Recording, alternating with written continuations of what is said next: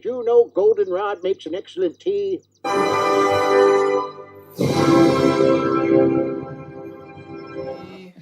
Happy birthday to me. Happy birthday, dear Aaron. Me. You are a sad, strange little man, and you have my pity.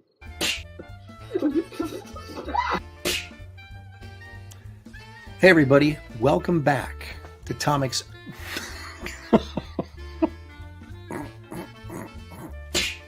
veteran of the comic book industry for 30 years. I'm a writer, I'm an artist, and this sucks.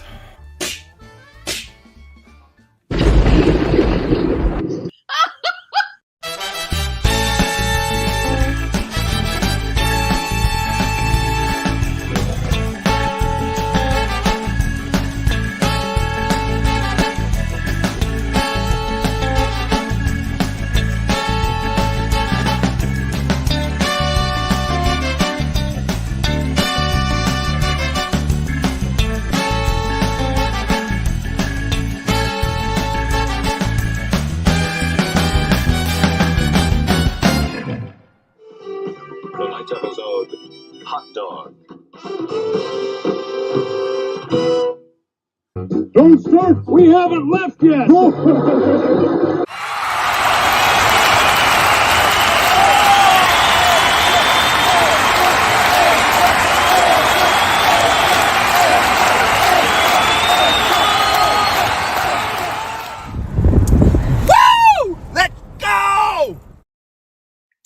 Welcome everybody, I am back. It's time again for Aaron Live. It's been, wow, it's been 2 weeks, I think.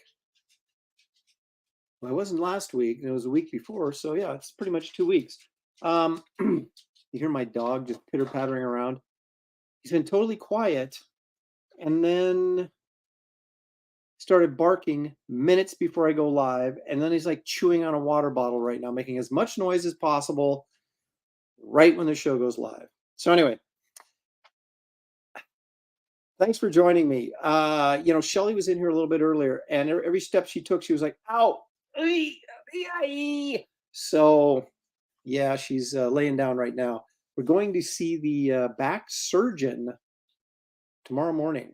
So hopefully we'll get something figured out for her back, and she'll be back joining us shortly. But in the meantime, you're stuck with me. All righty. Today's going to be a, dare I say it, a really big show. We're going to take a look at the origins of Kit Carter, which of course is my new campaign that'll be launching soon. Those of you who are saying, wait a minute, where's my Wraith of God Blood Hunters? At the printers. I've done all I can, folks. I've got my 92-year-old mother sticking cards and backing boards for all the stretch goals right now. I made sure she did the dishes first, of course, before I let her do that work. So that's moving along. We're doing everything we can to prep, to get ready. So the minute those books show up from the printer, I'm sending them out to you. But fingers crossed, 2 weeks or last week of October is what they have generally been saying. So just hold on just a little bit longer, and you will have Wraith of God Blood Hunters, the 108-page epic book, in your hands before you know it. But anyway, so as that's at the printer, I am, of course, plotting new nefarious projects to throw out there. Not really nefarious, they're wonderful projects. And so we'll be talking about Kit Carter a little bit today. We'll also be talking about, well, most of you have probably seen the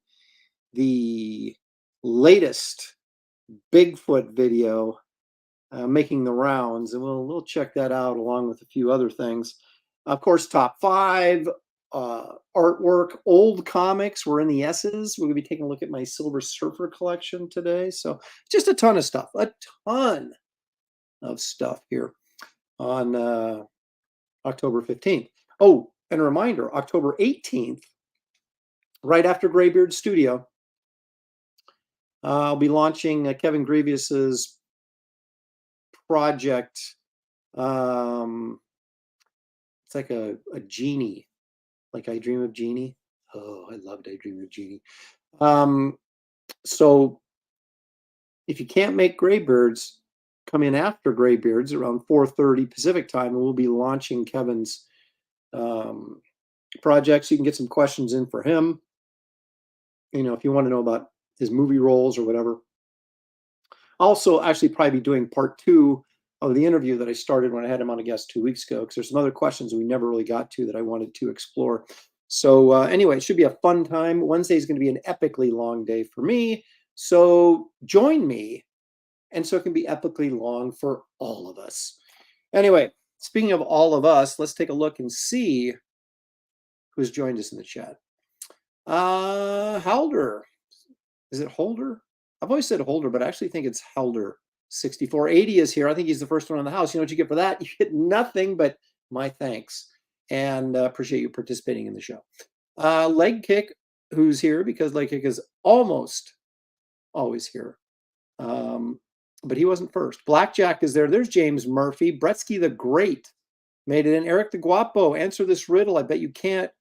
What can clap but has no hands? A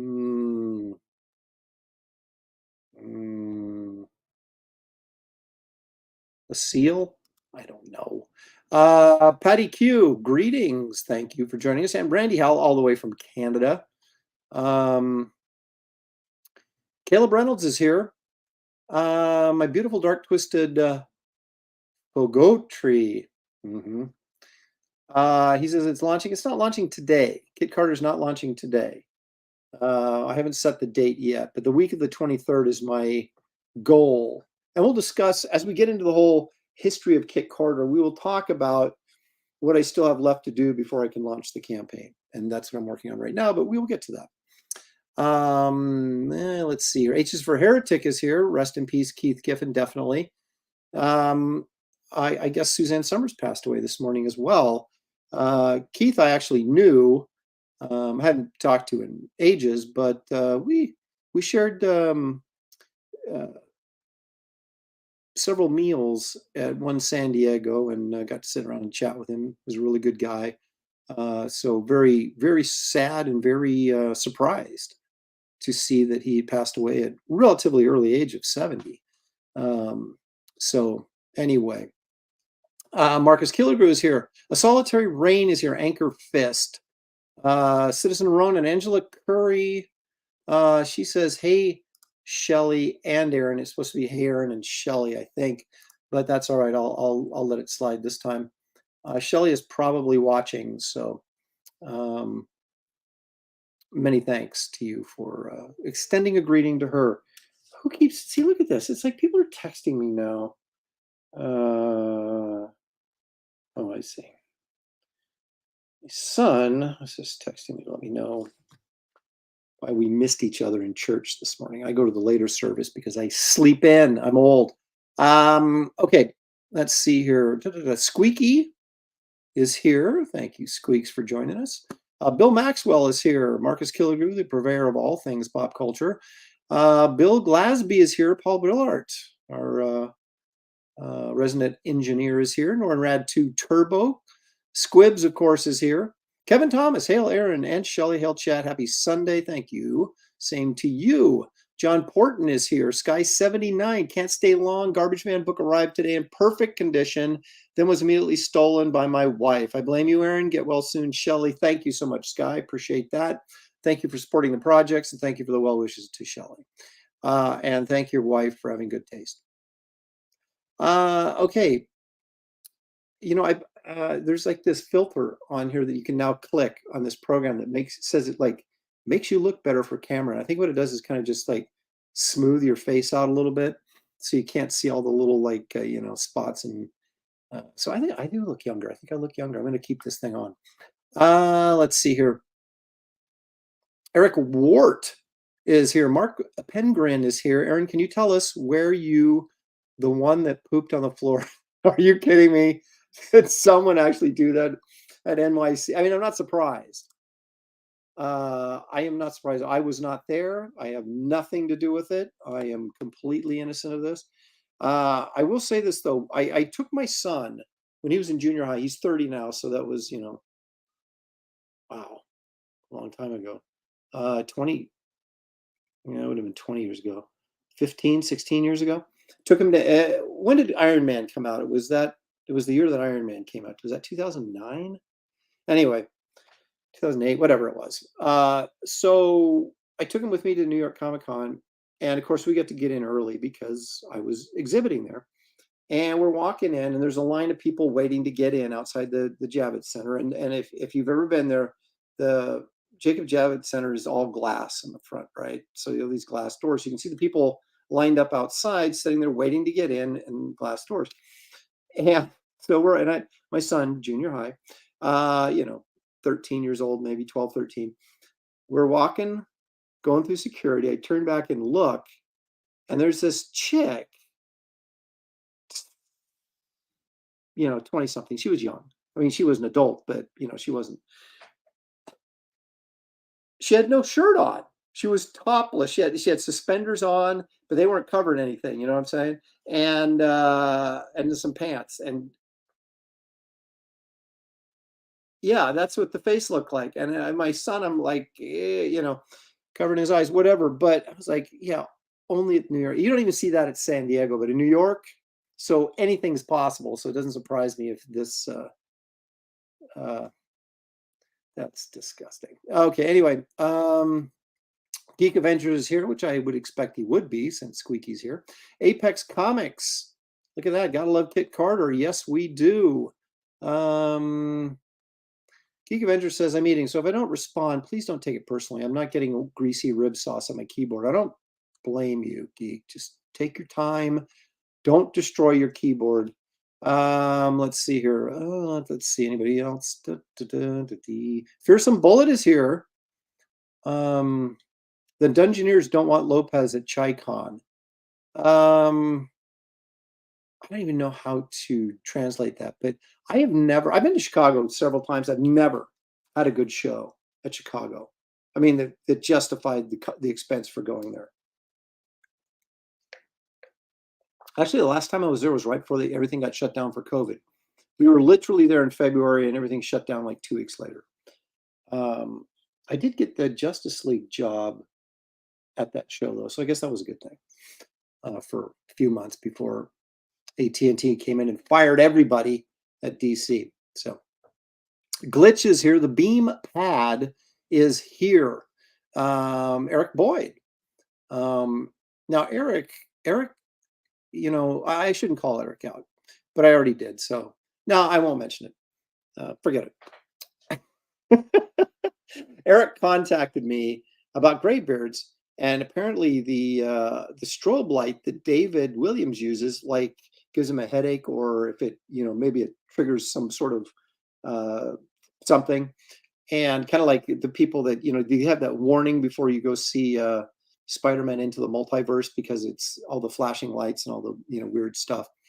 And he was like, man, I love the show, but dude, you got to do something about that flashing light. Do you guys feel the same way? Does everybody think that David's flashing disco lights are annoying and troublesome to you? Because if you do, speak up, and I'll lay it on the line for David and say, dude, get a disco ball, but get rid of those flashing lights. Okay, let's see here. Oh, Pete 2E is here. Thank you for joining us. Eric the Guapo says butt cheeks. Don't really know what that means. I mean, I know what butt cheeks are, but I'm not sure why. Marty Weber is here. Ruby Jade 90. I got to slow down when I say that. I run it together and it comes out really weird. Ruby Jade 90 is here. Thank you for joining us. John Lord Hinson Comics Gator. Hill Lopez was talking to some friends yesterday that have never heard of Wraith of God and was so glad to get them interested in your books. Are fantastic. Thank you, sir. And thank you for getting other people interested in the books. And of course, if anybody wants to get one, just contact me. Just contact me. Email aaron@aaronlopresti.com or message me through Facebook, Instagram, or Twitter, and I'll hook you up. I've got copies. I have copies of the second printing. Now, secret, I do have a few copies of the first printing, all the covers, the first printing, but because I offered those, the remainder, I had 350 copies after the first campaign, and I did offer them in the Blood Hunters campaign until they were sold out. And then, of course, I didn't offer them anymore. But I had to set aside a certain number because if any of them gets damaged in transit, I have to be able to replace those. So what I'm saying is after Blood Hunters is fulfilled, you might see, like if you wanted that Dale Keown werewolf cover or you wanted one of the other covers, you might see them in very small numbers pop up. So I'm just saying. But of course, I have plentiful amounts of the second printing also. So you'll always be able to get a Wraith of God Blood Hunters. Well, I don't mean always. I mean, like 100 years from now, may not be available. Okay, let's see. Bert Van Vliet is here. How about that? All the way from Canada. Thanks for joining us, Bert. Jeremy Burtz is here. Huron the Steadfast is here. Yeah, let's see. Squib says 2008 is when Iron Man came out. So that would have been when I was last. That wasn't the last time I was at New York Comic Con, but I haven't been there in a while. And until they actually get a mayor that's interested in controlling crime and cleaning the city up, I have no desire to go back. Stormtrooper Julian Caesar says, just got here. Is Aaron admitting to this question? I don't know if I'm admitting anything. Why would you cover your son's eyes? Was she fat? Okay, that's pretty good. I'll give you that one. Where's my little laugh track? There it is. There we go. So that was pretty good. Let's see here. Ryo Stu is here. I've seen you in a while, Ryo. Let's see. Murdoch's here. So we'll be long dead before you go back to NYCC. That's probably true.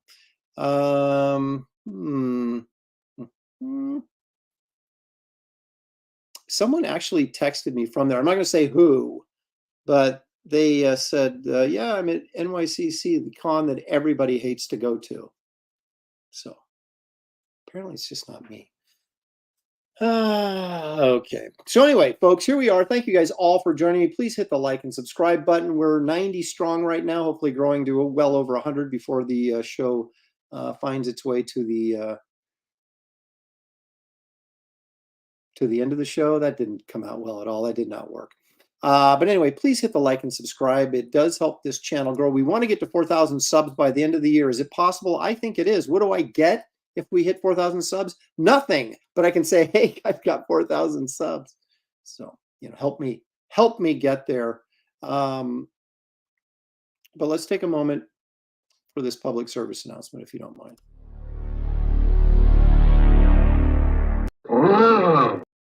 That was a little late on the Frankenstein. Yeah. Okay, so if you watch the intro, which probably most people sleep through that stuff, but it did advertise Kit Carter, but it also advertised chocolate. And those of you who are regulars here, you know that I've got many problems. Probably the least of which is an addiction to chocolate. So without further ado, let's move on to the actual eating portion of our show. Let's all go to the lobby. Let's all go to the lobby. Let's all go to the lobby to get ourselves a treat. Dark chocolate covered raisins. Now, I saw a video on Instagram where this nutritionist came on and said 8 foods you should have every day. Now, I can't remember what the other 7 were, but one of them was dark chocolate. So, and there's raisins underneath this dark chocolate, which means I'm getting fruit and dark chocolate. So this, of course, is the chocolate portion of our show. Now, I did pick these up too, but oh my gosh. Killer brownies. These are so moist. Some people hate the word moist. I love the word moist because it makes me think of cake. And although I prefer pie to cake, I still like cake. So anyway, these I get chocolate all over my fingers. So I'm not going to eat one right now because then I'm going to have the keyboard problem that Geek Avenger was just complaining about. So anyway, that, folks, concludes the chocolate portion of our show. Thank you for playing along. Looks like some more people have dropped in. Look at this. Geek Avenger says, I'm eating chocolate right now. Lily's salted almond chocolate bar. That sounds good. Oh, the Angela Curry says, oh, that reminds me of Shelley. Shelley will return. She will. And when she does, there'll be hell to pay. Dunn Ringill is here. Hey, everybody. I got here in time for the eating portion, which is really all that matters. The rest of it's just blah, blah, blah. So fiber and dark chocolate, says the beam pad. Blowing my mind, Aaron. Hand orange. Let me try this again. Karan Zenith, all the way from Australia, I might add. Blowing my mind, Aaron. Hand orange covering eyes. I get the covering eyes. Hand orange. The orange come in. Did I forget already? Maybe I should be eating ginkgo. Should be one of the 7 things I eat. My memory might be better. Dunn says, I think all 8 food groups are supposed to eat are all dark chocolate. I think you're right. Well, now we have more pooping talk. Glitch says Brazil nuts are usually on those lists as they contain a ton of selenium. It was like there was broccoli. There was I think broccoli was on there twice. No, I think broccoli was on there. I know broccoli was on there. Then there was it wasn't bad. Fruit, berries. Berries was another one. I'm a big berry guy, especially blackberries, but they were saying strawberry, raspberry, blackberry, blueberry, any of the berries. Although strawberries are not in the same classification as blackberries and raspberries. Probably, I don't know, blueberries, they're probably in there because, yeah. But like blackberries and raspberries are made up of all these little tiny berries that make up the berry, right? Whereas strawberry is not that way. They're a different thing. But anyway. Oh, wait a minute. Squib says proving the existence of Bigfoot is not blah, blah, blah. Well, we're far from having proved that, but we shall see as the show goes on. I'm about to heat up some leftover pizza. Does that count as a dark chocolate food group? Pizza is its own food group. I love pizza. I mean, if I had to choose between chocolate and pizza and you say you can only take one for the rest of your life,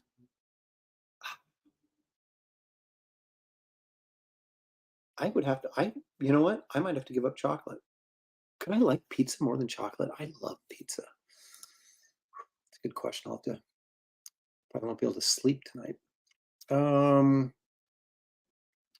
Okay, Angela, half of that is good. I got purple broccoli. I don't even know what that is. Okay. I think maybe you should check it and make sure it's not spoiled. And then kale. Who eats kale? I mean, broccoli, okay, but purple broccoli, I don't even know what that is. But if it was regular broccoli, I'm okay with that. Kale, I'm not going down that road. So I'll give you, I don't know. I was going to say I'll give you some bonus points, but you're teetering because the broccoli's purple. I don't know what that is. Mike Mahone. Is that McMahon? I would say that Mike McMahon is, but that's not right. Mike McCone? That's not right either. Mike, give me a pronunciation of your name in the chat, please, so I can get it right. Is it McMahon? Mark McMahon? I mean, I've seen your, obviously, you've been in the chat forever, but it's been in my mind, but I don't know that I've actually said it correctly out loud. Anyway, you have no idea how excited I am for Wraith 2. Better than chocolate raisins for sure.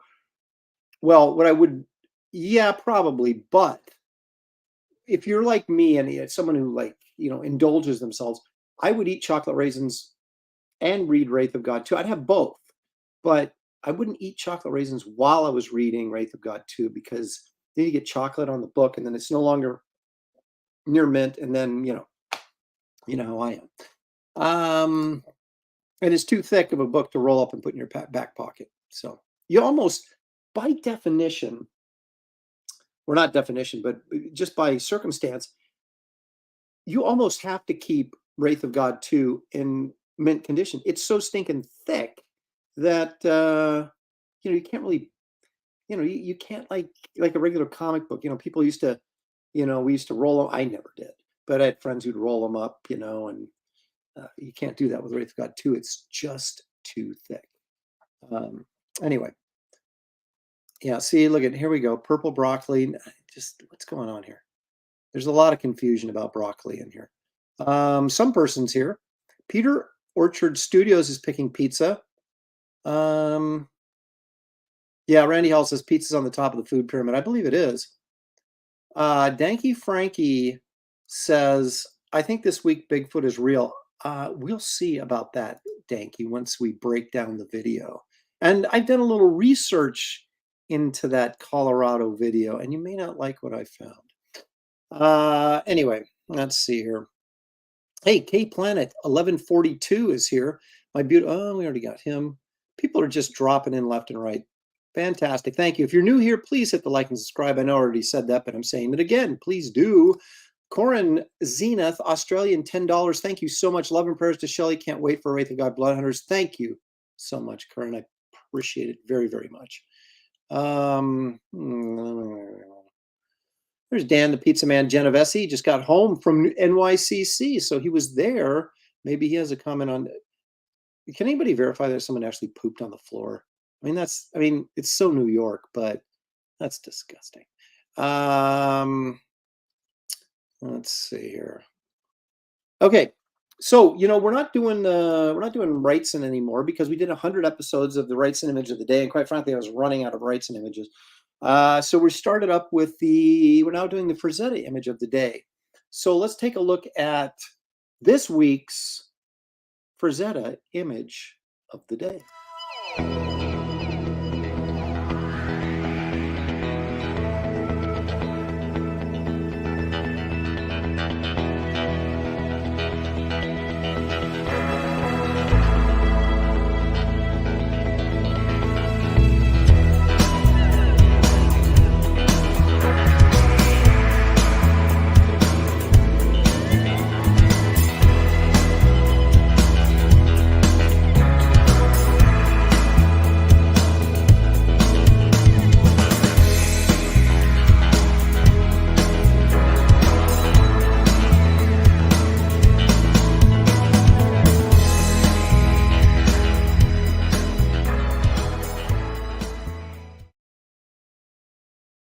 Now, as we go through the Frazetta library, and believe me, there's a gazillion images, but I'm going to try and share ones that maybe you're not as familiar with. We've all seen the oil paintings a million times, book covers and all sorts of stuff, but some of the black and white stuff you may not have seen as much.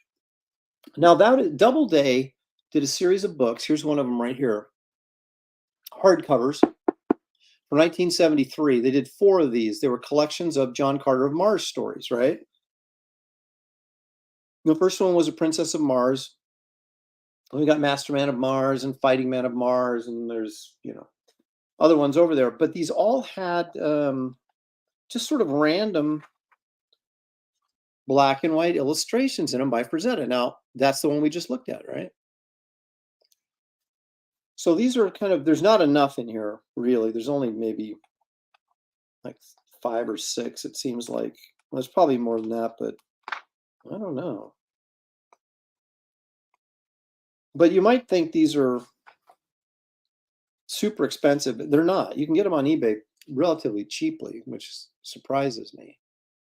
But yeah, this has got there's 4 books, 4 collections, all hardcover, done by Doubleday in about 1973. Let me double check that, as not to be a liar. 73, there it is.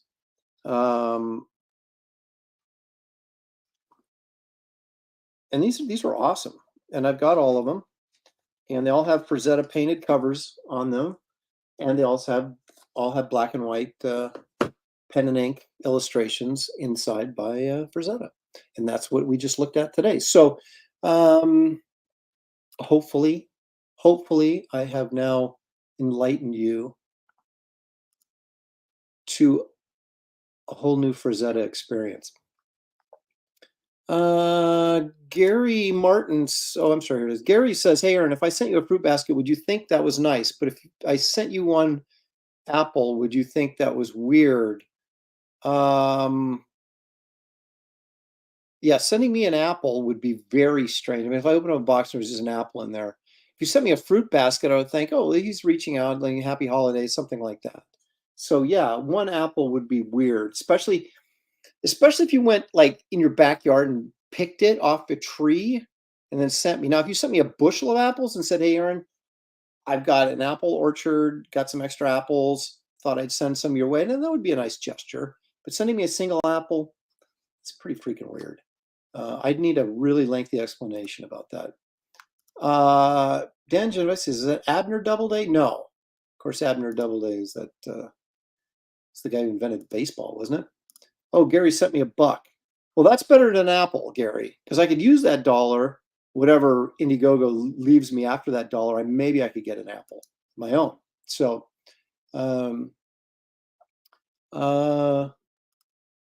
so this isn't a launch stream. No, it's not a launch stream. If you read the title card, it said the origins of Kit Carter. That's what we're going to talk about today. It's like my main subject, but we're not launching yet. Can't choose resolution anymore on YouTube, Richie Dupe says. So done with this platform. It's literally retarded, he says. So yeah, I can't, I don't know. YouTube, I don't really have any control over what they're doing or what they're not doing. Sam Goyer says, I have those. There's 6 in total, but I think only 4 were done by Frazetta. Oh, there's 6 books total? Yes, there's 4 that were done by Frazetta. That is correct, because I have those 4. If there's other ones, I don't care. If it's not Frank, I don't care.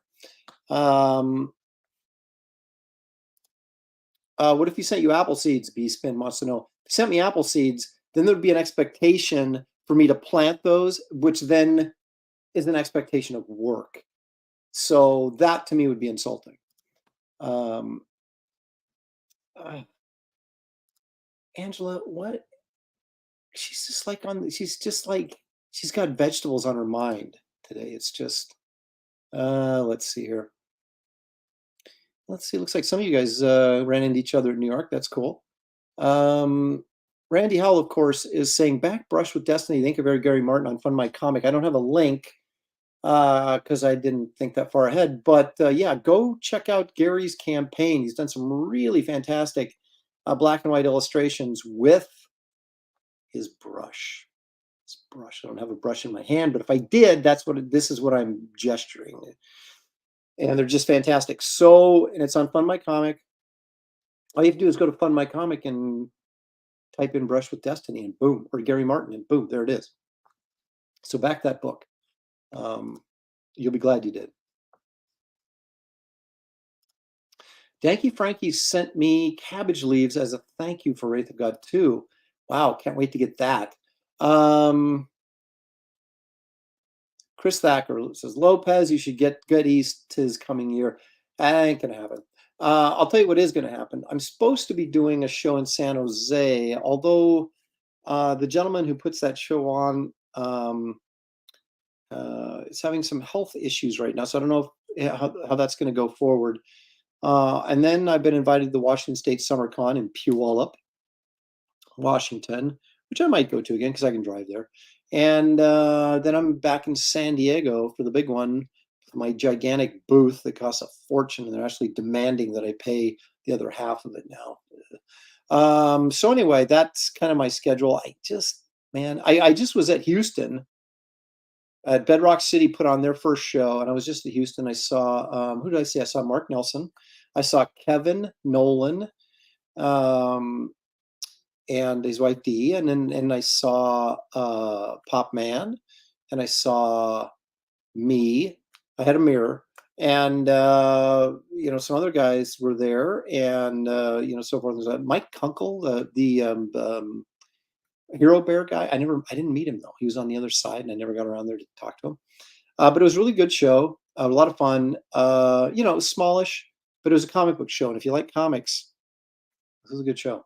So anyway, my friends at Bedrock City put that on, and I was very grateful to be invited to that and enjoy the good times with them. So, Test Chip says, "See you in San Diego, Aaron. You indeed shall see me." Henry Bemis says, "Washington State SummerCon is a good show. Bigger than I would have thought. And I'm never going to Seattle again, so I guess that's the next best thing."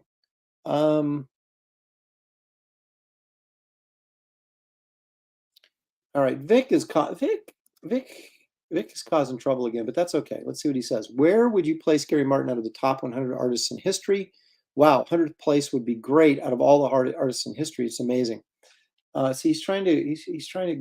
I would rank Gary at 101. Unfortunately, would not quite make the top 100. But 101 I think is pretty good. So Gary should feel good about that. Okay, so let's see, where are we at here? Moving right along.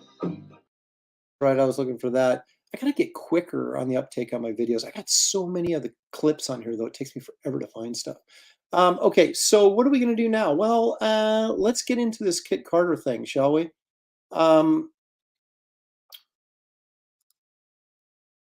You guys would be amazed at how much Kit Carter art I have and how much Kit Carter art I've produced over the last 13 years. I think it was 2010 was the inception of the character. But anyway, let's take a look at this. We're going to do I'm going to give you a visual journey, if you will. I've got some artwork over here, and we're going to go through it, and I'm going to show you and tell you. So that would be like show and tell. Let me switch me camera over to my Razer Kaio. Hey, there's Kit right there. Okay.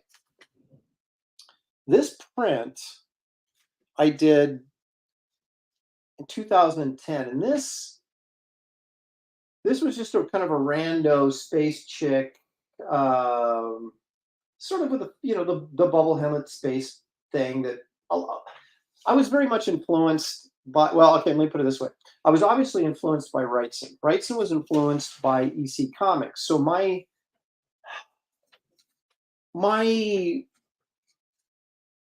pursuit of Wrightson and all things Wrightson as a youth led me down the same path that he went down, because I would read about what influenced him, and then I would go back and look at the source material. So I became a big fan of EC Comics, and of course, always been a comic collector. And although I wasn't around in the 50s, regardless of what you guys might think, I did become a fan at a very early age of the old Golden Age books in the 40s and 50s. And of course, I was always a monster movie fan and kind of a sci-fi movie fan. And of course, they had the B movies in the 50s, and people with bubble helmets and the whole goofiness of that whole thing. And so I just came up with this character, and she had no name at this point. It's 2010, but I was just trying to come up with some imagery that I could use as prints to sell shows that wasn't me just doing Spider-Man or Captain America, but start to integrate some of my own stuff into my my comic book shows that I attended. So I was started to get to a point where I realized, even as far back as 2010, it's like, dude, you need to start pushing your own properties rather than just Marvel and DC's all the time, right? Because what you find out is, and you guys know this, everybody's favorite artist who is whoever's drawing Batman or Wonder Woman at the time. And as soon as you leave that book, you're no longer their favorite artist, the next person, because they're more interested in the characters than they are the artist. So the idea is you try and push your own stuff out there, so then you become more like, say, Frazetta, or someone like Howard Chaykin, who's like his own brand, right? He's not. You don't really associate Chaykin with Batman or whatever. You associate Chaykin with Chaykin characters like American Flag, and then and different things like that, and the projects that he's done. So anyway, so I came to this, but she didn't have a name, right? But I kind of liked it. I thought this is kind of fun. And of course, I had seen the bubble helmet space girl imagery of like Bill Stout had done one. Dave Stevens, of course, had done stuff. So there was modern artists that were doing this sort of 50s thing, sci-fi thing. So, I was getting it a lot of different, from a lot of different angles. So when I started doing sketchbooks, I thought what I needed to do was, well, what I discovered early on was you put a girl on the cover of your sketchbook, you're going to sell a lot more of them. So I thought, well, why don't I take this character here and revise her a little bit, which I did. And this is 2011, the cover to my sketchbook in 2011, almost finished. All these sketchbooks that you may see throughout this journey we're taking are pretty much sold out. So I don't have any more. If you say, oh, I want to get one of those, sorry. But anyway, so I think at this point, I don't know that I'd given her a name at this point still, but I had revised the costume, streamlined it a little bit. This was more kind of an illustrative approach. There's a lot of detail and stuff like that. But if you're going to do it as a comic book or whatever, you think, how can I simplify this? How can I gill paint it, if you will? And so I did this in colored pencil, put that on the cover of the sketchbook.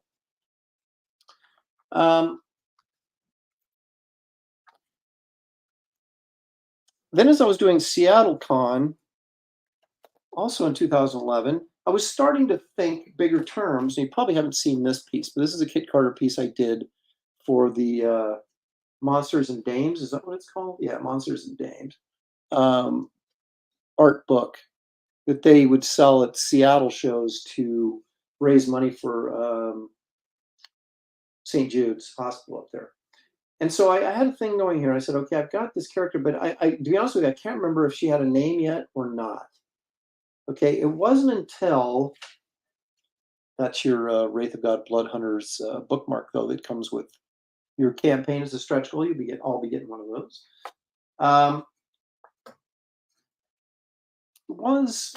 This is when it first became something. Okay, this is my sketchbook. This is 2012-ish. And originally, I was coming up with this as I was doing a sketchbook, because we used to do sketchbooks every year at San Diego. Right? We'd bring a new sketchbook.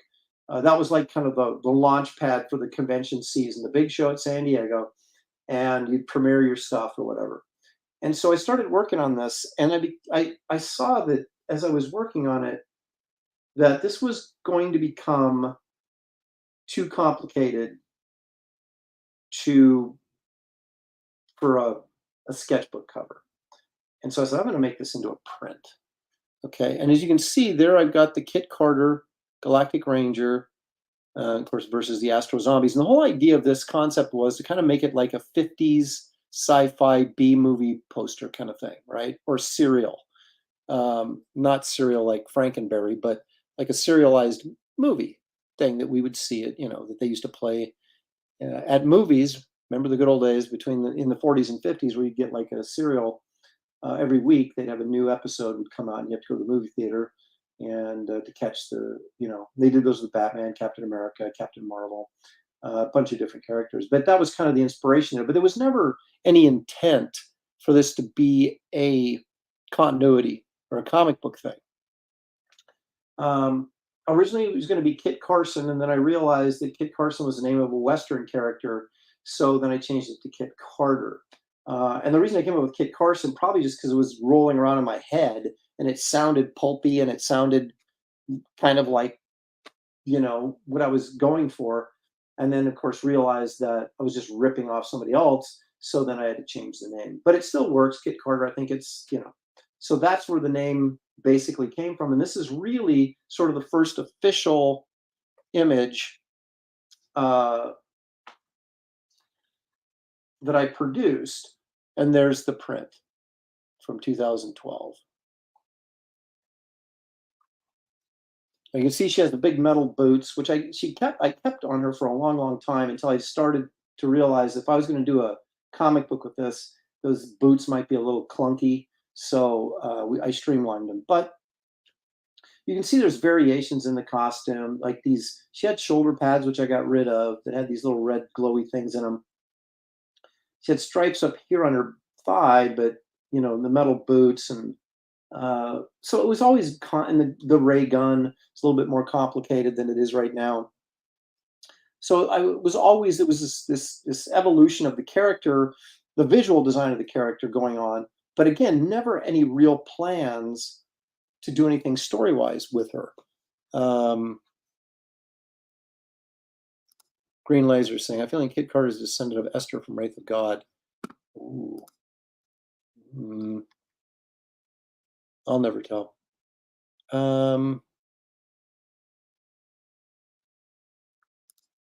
Aaron, plus there was Cave Carson. So yeah, you couldn't do Kit Carson, Cave Carson, but I could do Kit Carter. Dunn says, those boots were made for walking, and that's just what you'll do. One of these days, those boots are going to walk all over you, baby. Isn't it the truth? $2, Geek Avenger. Thank you very much. Kathy Lee Crosby was inspiration for Kit, right? No. The reason her hair is what it is because it fit in the bubble. I didn't want long hair because long hair wouldn't really fit comfortably in the bubble of her bubble helmet. Excuse me, I just sneezed. So again, it was, I'd love to say I was being like super creative and stuff, but it was really just kind of practicality. Because I wasn't designing this to be a series or a character other than just for pinups and for, sketchbook covers and things like that. But then people, of course, started asking me, well, when is this book coming out? And I was like, book? What are you talking about? I was just producing more prints, and there's another one, because the first one was so popular, and especially the original art. I mean, I sold it almost instantly. Someone saw it, like, oh, I got to have that. And so I did another one. And this, of course, is the first appearance of, let me get my pronunciation correct, Schmagma, who appears in the Kit Carter comic. But anyway, so we have Kit Carter, Galactic Ranger versus the Molten Menace, which then that would have been like the title of the movie, right? The B movie. So this was a second print there that I did of the character. And then I said, well, she's popular enough, or at least the idea of a space bubble helmet space babe is popular enough. Let me put it on my next sketchbook, which I did. Sketches 2013, and this is Kit Carter feeding a small little alien lizard to a much bigger alien lizard thing.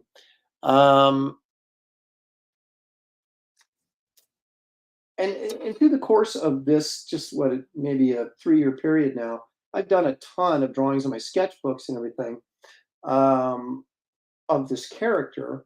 My mom loved the character, and I kept producing images of this character without ever having the intent of doing a story. But people kept asking me about it every single con. When are we going to see the stories? When are the stories coming? And so I finally realized that maybe I should do a story.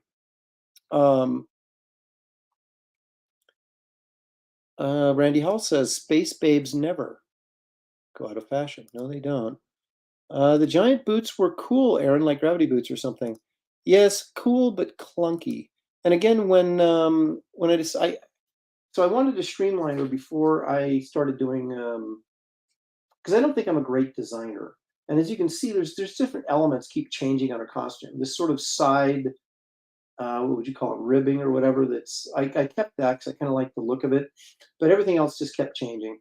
And so I started off, and I did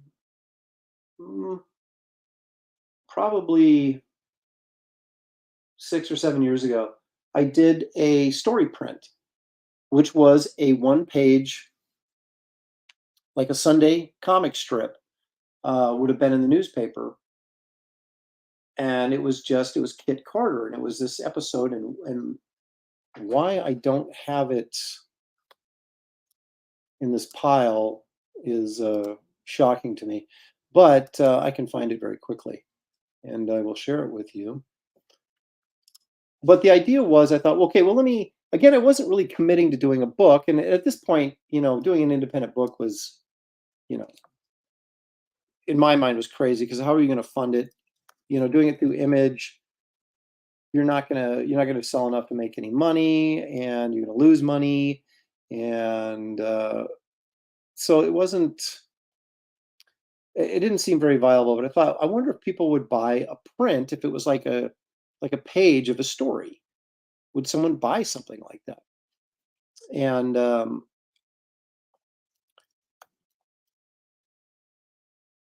thought I'd give that a go.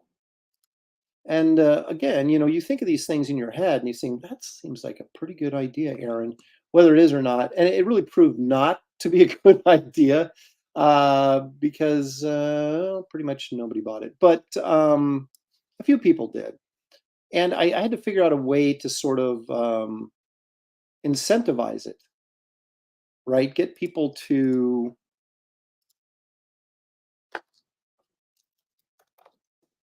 excuse me, I'm digging for something here while I'm trying to talk. Try to incentivize people to buy it. And what I did was, I said, well, what if I did a series of these, but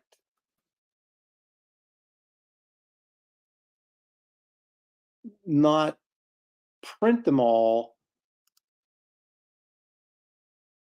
but like offer them digitally, right?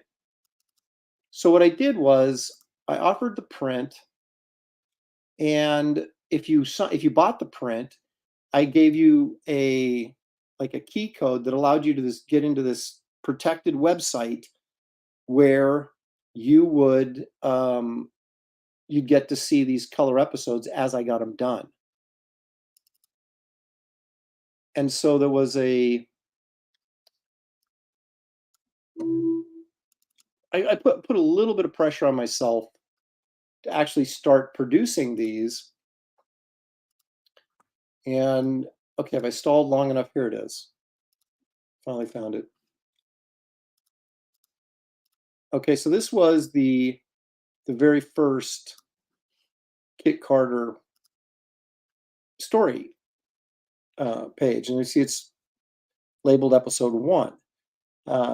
So these are basically, like I said, Sunday newspaper strip kind of things, where they were self-contained, had a little gag at the end, and then as you can see down there, it's signed, it's numbered to 250. So I signed and numbered it, and so you could buy this print, and if you got this print, then you could see the other episodes digitally, right? So this is the only print that I actually did. Is space easier to draw than the Old West? For $2, thank you, Leg Kick. Yes and no, because space I can draw whatever I want, but you still got to make it look cool, and tech is not really my thing. The Old West is more like my thing, but you have to reference it, right? So that at least looks believable Old West. So there's kind of a give and take there.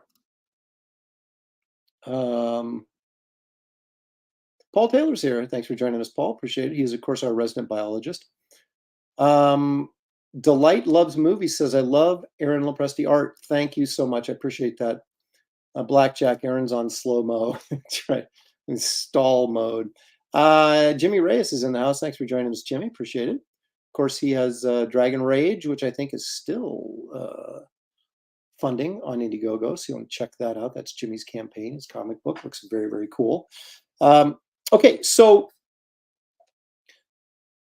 I put out this print, 11 by 17. It was signed and numbered, and you got this code. And then I released, I think, 5 more color episodes, but they were all digital, and you had to have bought this print to access them, right? And then I thought, okay, well, this isn't really going anywhere. So I made 2 more that were black and white that I just posted them on my, and I'm not showing you guys any more of these because they're actually in Wraith of God Blood Hunters, so I don't want you to see the whole thing. That won't be the point of reading the book, right? So I did 2 more in black and white that were on my blog page on my website. So anybody could access those. And of course, they saw the black and white. So it was like, well, where's the first one? You know, I'm like, well, you can't really see them because blah, blah, blah. And then I thought, you know what? Why don't I put these in Wraith of God Blood Hunter to actually do something with these as a backup story? And so then I had to finish. It was about, I knew it was going to be 15 or 14 of these episodes that would give me the complete, well, not the complete story, but a little completion to the story I was telling in these. And so it ended up being 14. And those are the extras. That's one of the extra backup stories you'll get is this Kit Carter Galactic Ranger, all the first 14 episodes. And the reason I did it as a newspaper strip was simply because when I started writing a script for, like, if I do a graphic novel, which I'm doing now, it got too serious. And I was like, I didn't really have a grip on the character. So I started messing around with this kind of just doing these kind of gag strips, and it really felt more comfortable. Like, okay, this is what this thing should be. And so then I worked out the kinks in this series of strips, and that kind of set the table for the graphic novel, which is what I'll be launching here pretty soon, and that we're going to be talking about here in just a few seconds, actually. Those of you who have read Power Cubed, that's kind of what this is going to be like. It's a humor adventure story. So there's some serious stuff in there, but a lot of nonsense at the same time. So it's fun, but it still plays as a straight narrative, but there's a lot of humor in it. And also, if you're interested in Power Cubed or in Garbage Man, I did get more copies, and those will be available on the Kit Carter campaign when we get there. Okay, so so now we're at the stage where we've committed to doing a graphic novel. So now I've got to get all the freaking artwork done, right? And those of you maybe through Graybeards or on, I don't know if I showed this on this show, probably not, but probably on Graybeards. This is the t-shirt design.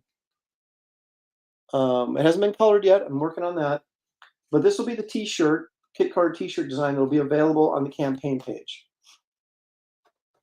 So that was one piece of artwork I had to get done, right? Now, this is the double page spread. So the first 3 story pages I have to get done for the campaign. Now, her mouth isn't done. That kind of bugs me, so I'm going to go ahead and finish it just for the sake of finishing it.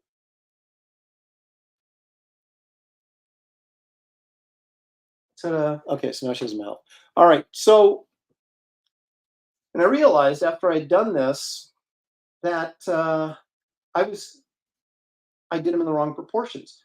These are regular comic book pages, double page spread. The issue is the graphic novel is going to be 8.5 by 11. It's not going to be comic book size. It's going to be oversized. It's going to be like the Marvel graphic novels from the 80s, like Death of Captain Marvel, you know, God Loves, Man Kills, X-Men graphic novel. They were all 8.5 by 11, 64 pages. That's what I'm going for. And I realized, crap, I can't use this. So I had to reformat it and redo this in the correct format. So why do I show you this? I show you this because there will be a perk on the campaign where you get all the roughs that I did for the campaign. I mean, everything from the story pages to stuff like this, right? It won't be finished. This is what it is, but you get all the roughs, and that's a perk that'll be available on the campaign.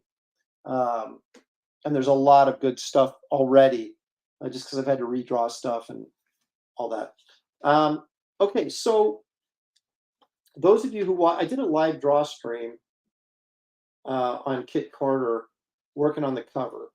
So some of you may remember these, right? So I came up with sort of these concepts here. All right, the first one was kind of the basic movie poster, right? Design. And everybody said, yeah, we love that, but why don't you make a poster out of it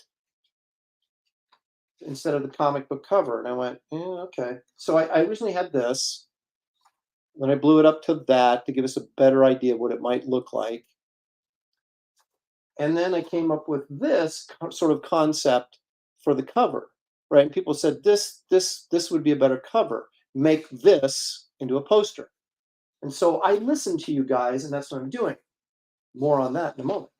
So, and these also will go into this pile of roughs that whoever buys that perk gets all of these. All right, so I did the cover, right? So here it is, and it's huge. Now this will be for sale. This artwork will also be a perk for sale. Now the problem I have with it is I felt Kit Carter, after this, all this work I put into this, Kelsey's finished coloring it, looks really nice. I felt Kit Carter was a little too posed, right? Which is not necessarily a bad thing. I mean, if you look at any pulp magazine, you'll see the same thing, right? The girl on the, in the foreground is posed, but it just felt artificial to me. So we're using this, going to be, I'm doing two things in the campaign. There's going to be a paperback, a regular edition paperback that has my guest artist cover, which you will see when I launch. And then I'm also, I'll have him on the show as well. But then there's going to be a hardcover. And the hardcover is limited edition, signed and numbered. It's going to have a few extra pieces of art in it, as well as being hardcover and signed and numbered by me. So this was going to be the cover, but then there's something about it. I just thought, it just doesn't work the way I wanted it to. So this is now going to be like a limited extra pinup thing in the hardcover that won't be in the paperback. But anyway, so I started messing around and I thought, okay, where did I go wrong with the cover? So I came up with this sketch. Now this, of course, is a sketch that will be going in with whoever gets the perk for the sketches.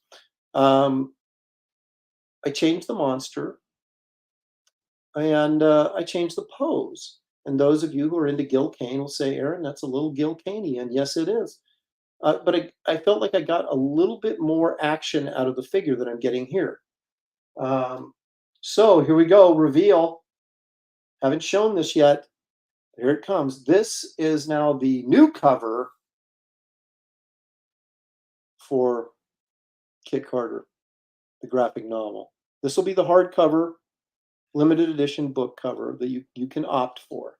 And I just felt it had a little bit more action on it, a little bit more motion.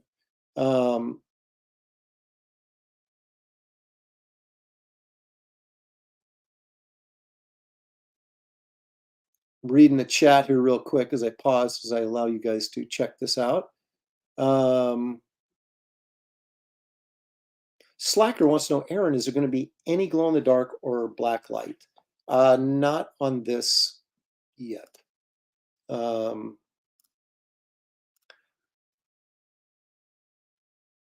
Let's see. I should get a Kit Carter model for my booth, shouldn't I? That'd cost some money though. Yeah, Green Laser will never let go of the Phil Diaz narrative. You can't unsee Merv. You can't. Every time you see Merv, he's Phil Diaz now. I mean, I can't unsee it. Every time I draw him, I'm like, that looks like Phil. Randy Howell says, "Is Merv?" No. Merv's lucky to be there, and he's barely there as it is. Paul Taylor saying that X-Men graphic novel was awesome. Well, that was Claremont. Did Byrne draw that? I don't think he did. I think it was. Was it? Oh, geez. Who's the guy that designed the X-Men? Doggone it. I know. I can't think of his name though. You guys know.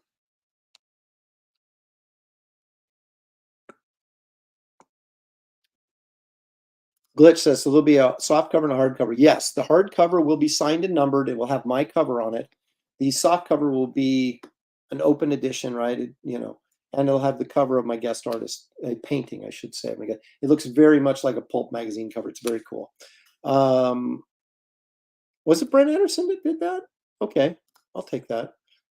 Dave Cockrum is who I was thinking of, but I think you guys are right. I think Brent Anderson actually was the artist on that. Oh, I shouldn't I? I wonder how hard it would be to make that bubble helmet. That might be challenging. I mean, if someone knows what they're doing, it wouldn't be, I suppose, but I should. But how much am I going to have to pay to do that, though? Everything costs money. Coram Zian says, art looks bloody great, Aaron. Thank you so much. I appreciate that. Victor, of course, always the critic. Do something like the Rocketeer movie cover, simpler. I don't like simple. Actually, I do like simple, but this is one of my monsters from my Fantastical Creatures book I did years ago. And so is the Molten Menace, the Schmagma character that's also in the story. There's going to be a lot of monsters on Planet Doom. Let's just put it that way. Let's see. Paul Taylor says, you need a fish bubble tank with a hinge on the back so you couldn't see it. Anna is great at scrounging stuff up for outfits. Yeah, I know. I know it's going to cost me money, though. She's just not going to go, okay, Aaron, I'll do this for you. Yeah, right. There's Jimmy Reyes right there. Make sure to back Dragon Rage today before it's too late. There's the link. Actually, if you want to also, while you're backing Jimmy and you're over there, you want to sign up early for the Kit Carter campaign. It's not live yet, but the sign up is. And if you sign up, you get a David Williams trading card. Now, what does that mean? You get a trading card, and I think it's going to be Click from Power Cubed is the card I'm going to use. I had David do 3 cards. They're all going to be, 2 of them will be stretch goals. One of them will be the early sign up reward card. So if you want to get that at no additional cost to yourself, you want to sign up early. And so signing up is easy, guys. Just go there, type your email address in there, and you are considered signed up. Then when you order, I send a link to everybody that signed up early, and they get a special order link that allows you to order so that the David Williams trading card is added on. So much like the Merv card, that everybody that signed up early will be getting for free in this campaign. The Click card, Click is one of the little robot guys in Power Cubed. You'll get that card as a bonus for signing up early. If you don't and you want the card, you're going to have to pay $5 to get it. So why not just sign up early so you don't have to pay for it? That's the beauty of it. So anyway, that's my sales pitch for the time being. So anyway, the link is in the description of this video for that campaign. But again, Kelsey, I just saw the almost finished colors for this. Kelsey's coloring the book, so you know it's going to be jamming, man. So he colored both of these pieces for me, this one and this one. And they're very cool. This one really rocks, and I'm very excited. So you'll be seeing all this in its glory when the campaign goes live. And again, that's going to be, I hope, the weekend of the 23rd. So you're saying, Aaron, what do you mean you hope? What do you mean you hope? Well, let me show you what I mean, I hope. This is the Kit Carter movie poster. And I have to get this done before I can make the campaign go live. This is going to be, those of you who are familiar with movie poster collecting, this is going to be an insert movie poster, okay? This is the artwork, okay? Then down here it'll say Planet Doom, and then it'll say like PG, rated PG-13 or whatever, and it'll have the credits and all that kind of stuff down here. So it says up here, Kit Carter, there's my hairy arm. Kit Carter, Galactic Ranger, then it'll say in Planet Doom across the bottom. And this is going to be 14 by 36 inches. Okay, so it'll be just like an insert movie poster. And so you'll be able to buy this along with the along with the books in the campaign. And of course, there'll be Kit Carter shot glasses, and there'll be a Kit Carter full color sketchbook. So I'm going to take all the artwork that I've done for Kit Carter that you guys have not seen and put it in a sketchbook. So all that, and along with the t-shirt, all that stuff will be part of the campaign. But this is going to be a painting, okay? This is just the preliminary pencil drawing for the movie poster. This is the bad guy, Lord Menace. Of course, we have Merv, sneaking a beer. This dude, that thing. There's Kit and Merv looking like they're in trouble. So this is going to be like a, 50s movie poster for a B sci-fi movie. And you'll be able to get one of these, but I have to get the painting done before I can launch. And that's the last piece of artwork I have to get done. Now the interior pages are going to be on the campaign page. Matt Ryan will be inking. The reason I'm doing that instead of inking it myself is because I'm trying to get out 2 books a year. So Kit Carter, I want Kit Carter in your hands by spring of 2024. And then I want to launch Wraith of God 3. So going forward, we want Empire Comics to have 2 books at least a year, and rather than just 1 a year. So we'll see how it goes, but that's kind of my plan. So anyway, there you go. That's sort of the beginning of Kit Carter all the way to where we're at right now, and what we're trying to accomplish with this new graphic novel, which I'm very excited about, and I hope you guys are too. All right.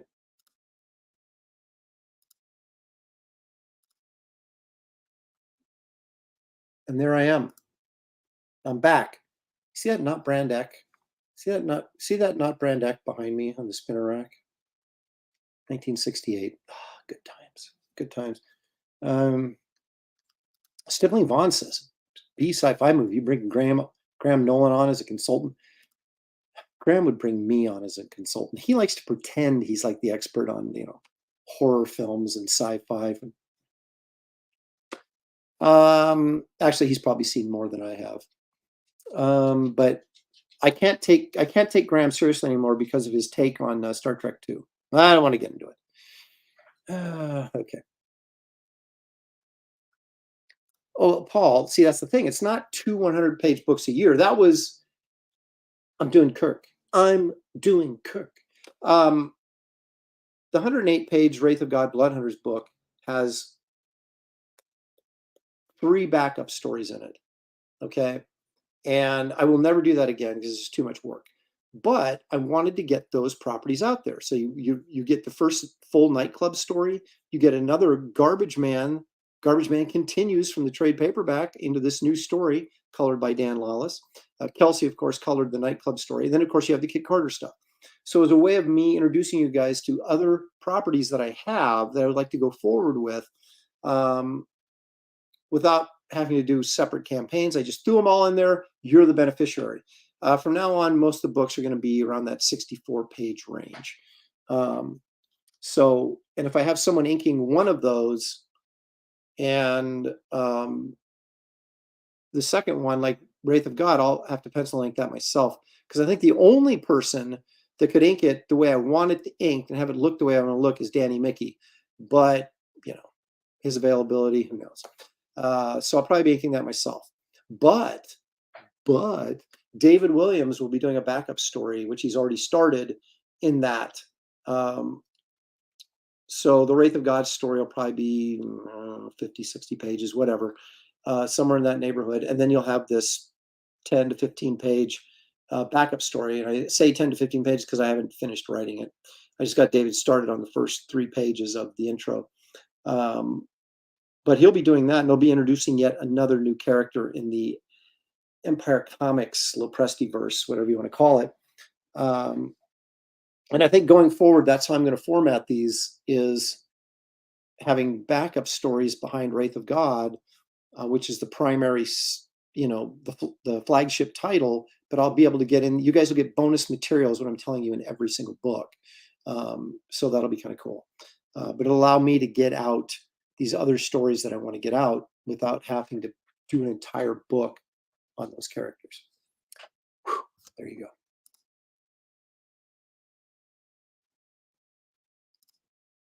No, he's not. He's not on social media, and he's not really working right now. So I'm providing him with employment, and he's, let's just say in a lot of ways we're like-minded. We'll just leave it at that.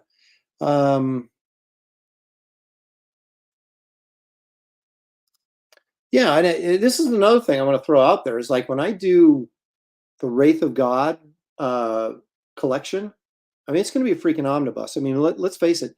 The first story was, in terms of just flat out story pages, was 79 pages, right? The second one is 53. So we're already just 2 issues. We're at 100 and somebody help me out here, 132 pages in just 2 issues.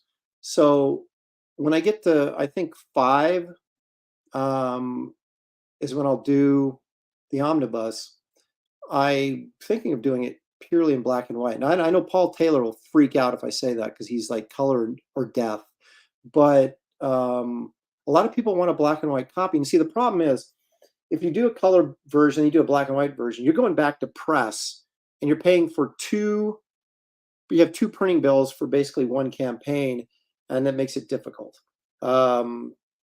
So a black and white, and I don't know really, I'm trying to gauge how much interest there is in actually a black and white version, because black and white artwork is so detailed in the Wraith of God stuff that it holds up okay as black and white, but I know that most people still prefer to have everything colored. So I will be, soliciting your guys' opinions on that stuff, because it, and what you like and what you'd support and what you wouldn't. Paul Taylor, there you go. Graham thinks Star Trek 1 is better than Star Trek 2. He's obviously wrong. That is true. That's what I'm talking about. I am going to do, I'm looking into doing busts and statues. I've got a Wraith of God board game I'm working on that was practically done. At least the rules and the writing of the game is. But I got to make sure I've got enough sustained support for the character that I could do a board game, and enough people would go, oh my gosh, I got to play the Wraith of God board game. So before I do it. But yeah, there's a lot of stuff in the hopper right now. Stuff cooking. See, there you go. The colors are so great, though. See, that's the problem. I don't know. People say, give me an artist edition, but that's like maybe 100 people want an artist edition, and that's not enough to support an artist edition. So you just kind of got to play with the numbers a little bit, and you got to figure out what are the most the audience going to prefer, and then go that route. Because I just do not have the resources to just kind of print a bunch of different types of things and see what sticks. So. That's because I'm using the filter on my settings. Dan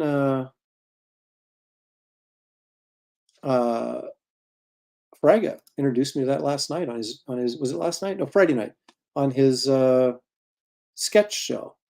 He said, "Oh, look, there's a filter that makes me look softer and younger." So I've been putting it on, so I don't have to put makeup on before I come on the show. Geek Avenger for $5. Thank you so much. Every layman Star Trek fan knows that even the even number Star Trek movies are good and the odd number ones suck. That is true. Although I don't think the first one sucks. I just think it's really slow. But 3 I don't think sucks, but it's and 5 sucks. So yeah, I mean, I guess we're sort of in the same ballpark. Okay. Yeah, I know, but see, he's doing a smaller one.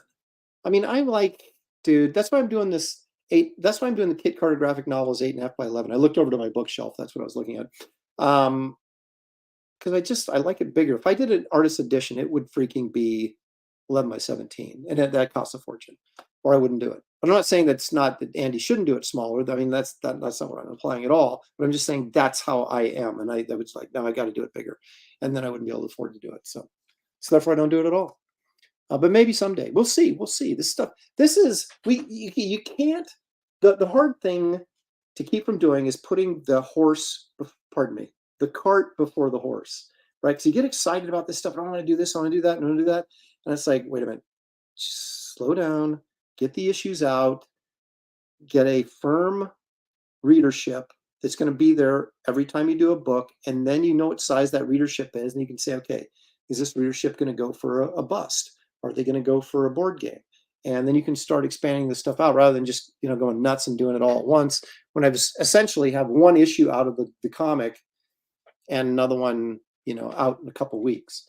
So I'm trying to be patient, but I'm very excited about doing a lot of things, and I share your guys' interest in doing a lot of things. I just got to do it step by step.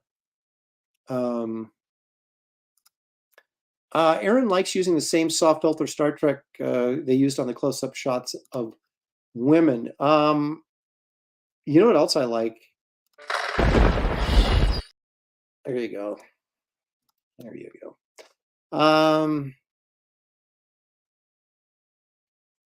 Yeah. Yeah, it's crazy. I'm going to be a multi-millionaire before you know it. Me. I'm going to finally get my acting, always wanted to. And they'll use this filter to make me look younger, so it'll work. Okay. Well, this is just the beginning of the show. It seems like we've been on for a long time, but I mean, buckle up, friends. There's more coming. And as of right now, this is what we got next.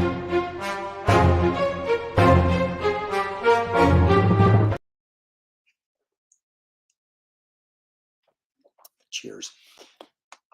All right. Those of you who may remember, we are in the S's of my my comic book collection. Now, I'm moving all the Kit Carter stuff out of the way. I got a ton of S's because there's just a lot of titles that start with S. So today we're going to look specifically at not all of it, but a decent portion of my Silver Surfer collection. And when I say Silver Surfer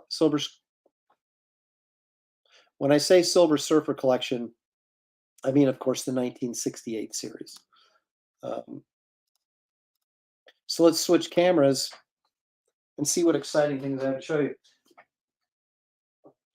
Now, this seems to happen to me a lot, but this is the first issue of Silver Surfer, and this is the worst conditioned book I have in the whole series. It's a 7.0. As you can see, there's some creasing. Maybe you can see, yeah, there it is. You can see a little creasing along, there it is, on the spine there. There's some stuff going on down here.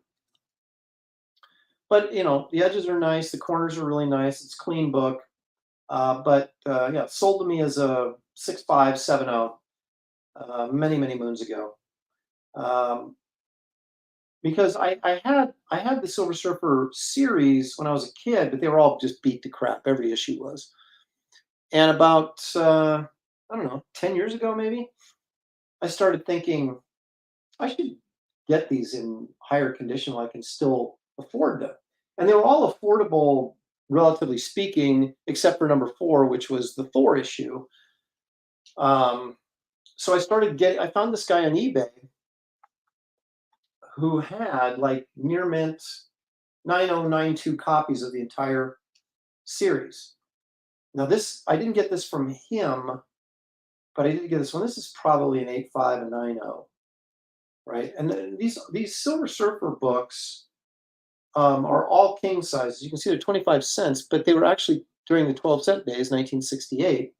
But they did all these things as king size issues. I have no idea why, except maybe just a test market to see if people would actually pay 25 cents for a comic. And this is all John Buscema. The first issue is inked by Joe Sinnott. The rest of them are inked, not every issue, but a lot of them by Sal Buscema. And Kirby did the final issue. But anyway, so I picked this up. Here we go with the first appearance of our good friend Mephisto.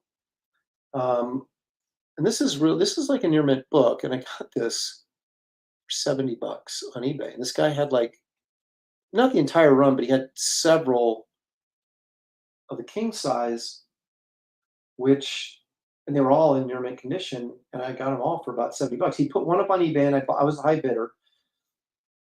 And then I said, "You don't got any more, do you?" And he goes, "Yeah, actually I do." I go, "Well, do you want to just sell them to me straight up?" And he said, "Sure." And so he sold them all to me for like $70 a piece. And this, of course, is worth several grand right now. It got up as high as like $4,000, but now it's dropped off because there was all this anticipation that Mephisto was going to be used in something Marvel, and it hasn't yet. So I don't think he has he? Am I mistaken? And so it's dropped back down, but it's still high 2,000s, low 3,000s. So it's, for the $70 investment, can't complain. So I did get a 9.0 copy of this one, which I think is one of the best covers in the history of comics. by John Buscema. I traded this for original artwork. My original artwork, which is pretty amazing. So I didn't have to pay for this one because this is the expensive one right here. And classic cover.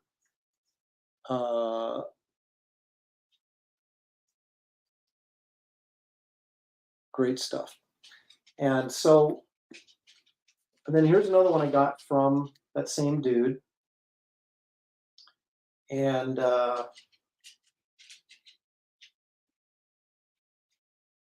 that's The Stranger, another nice near mint copy. Then he had this other big one with just some Buscema alien dude. That's number 6, of course.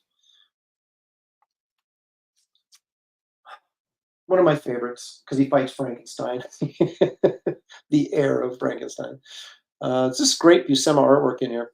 Interesting, if you look at the evolution of Silver Surfer,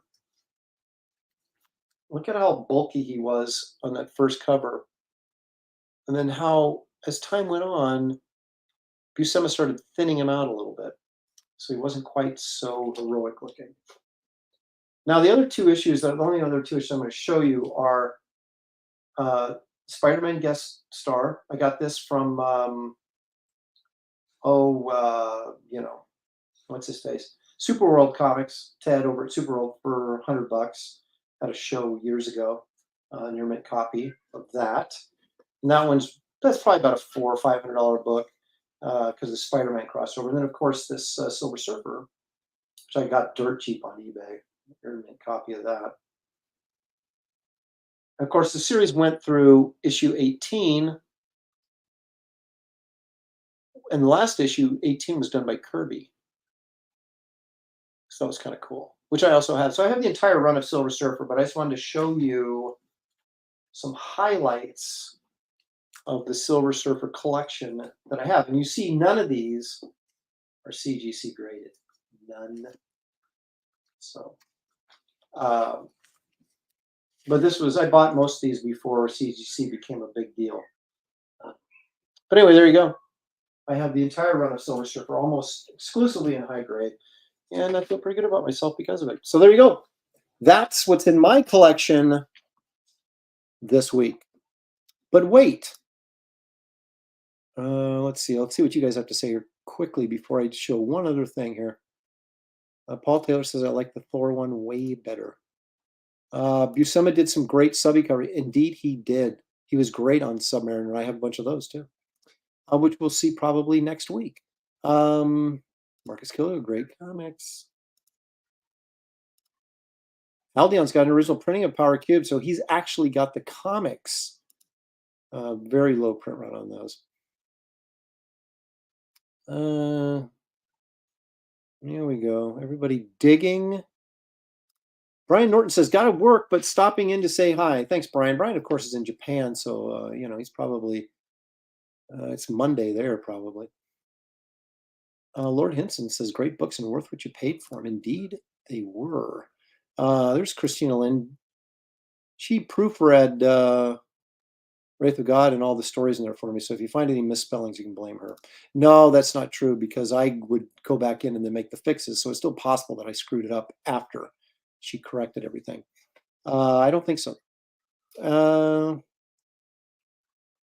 Paul Taylor says, you have a bunch of S titles. You could break the segments into multiple weeks. Indeed, I shall, Paul. That is my mission because we've got like Strange Tales.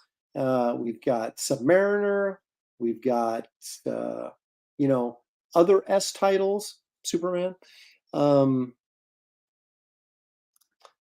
says, love it. Never going to buy these, so it's neat to see them.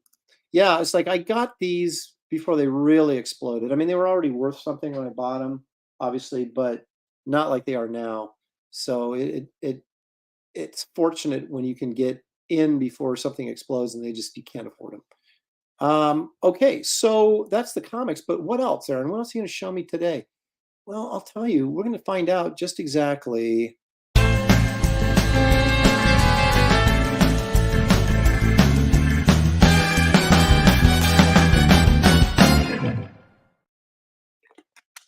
That's my dog barking if you didn't hear him. Okay, So even though I showed you a bunch of artwork, I'm going to show you a little bit more artwork because in case people haven't told you, I'm an artist. Okay. So during Comicsgate Kings, or no, it wasn't Kings. What was it? It was Friday night when Shane Davis, Ethan was closing out Shane Davis. I was, they were talking about the Rippaverse and stuff, and I wasn't really all that knowledgeable of what was going on. But I do find copyright things very interesting because it applies actually to all of us, and I have to be very careful. But first, before I went on there, I did a little competition with Mr. Fragaboom for drawing Colossus, and I'm happy to say that I won that competition. So it looks like I'll be back once again for a third straight year in the finals of Fragtober, and maybe third time's a charm for me this time, and I'll actually win it all. But that's what I did on the show. Now, while we were closing out Shane Davis, I was like, well, what can I draw? Well, it's October. How about the old witch from EC Comics, Haunt of Fear? She was the host. And I inked that with the very Japanese brush pen from Pentel, where all the instructions are in Japanese and all the writing on it is in Japanese.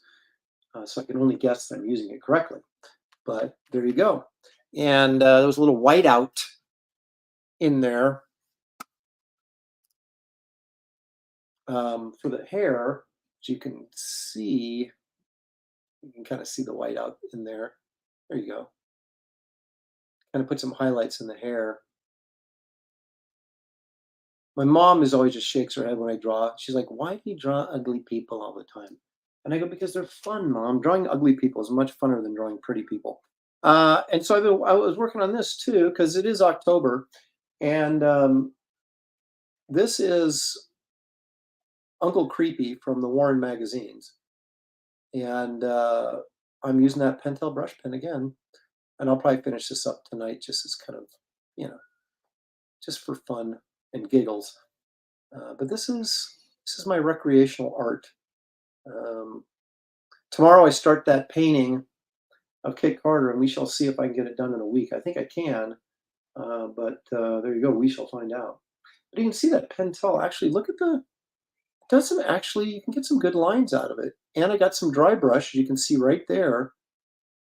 This is rougher paper, so if you do your feathering like really quickly, you can get that nice dry brush effect if you like it. And so I have a nice combination, I think, of some line work in there, along with some dry brush effects, which is kind of fun. And he's underlit. You got a candle burning down here. That's why you've got this shadow. This is all going to be, black up here probably with some highlights to really create that dramatic looking effect. But there you go, Uncle Creepy. And I know, very rightsy, very, very, very rightsy.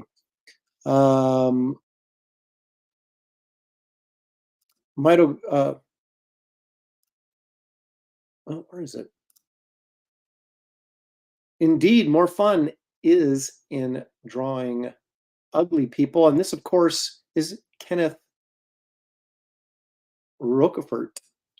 And Kenneth is a brilliant artist.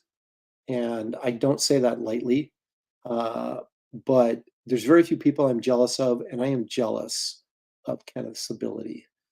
If you have not backed his books, you are missing. Groken, I believe, is the name. Yes, the artwork in those things is just mind-blowing. So thanks for joining us.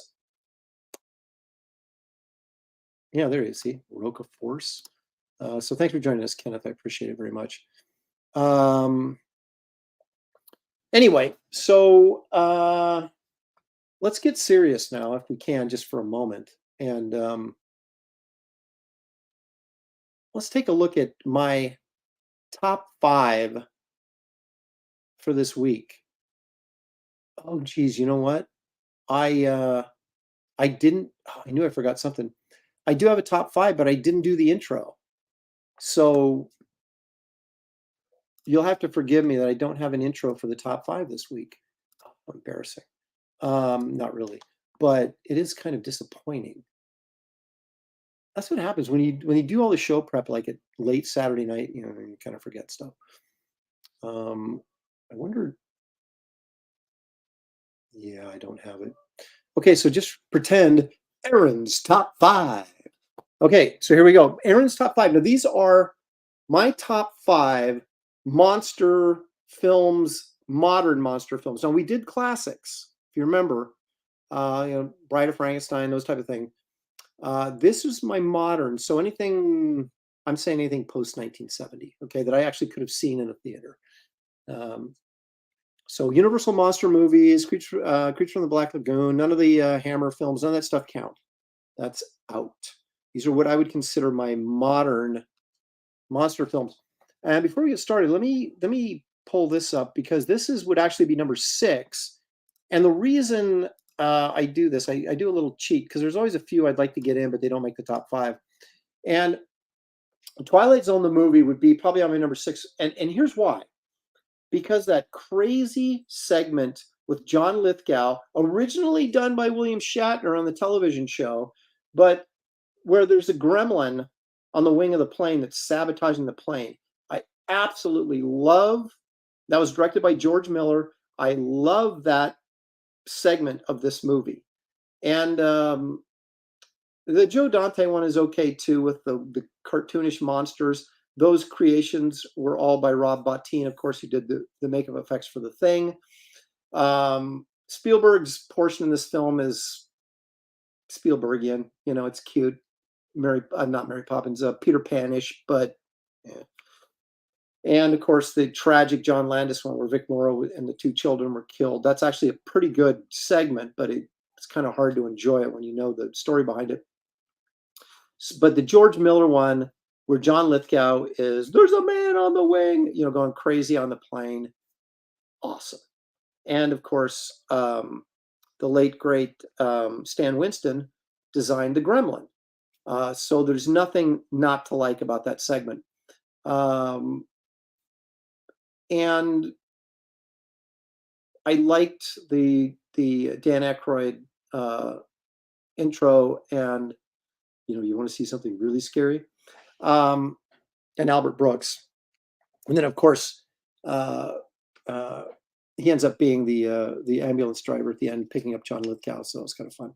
But so although I didn't love the entirety of the movie, that one segment I loved to death. So that's why I wanted to give it special mention.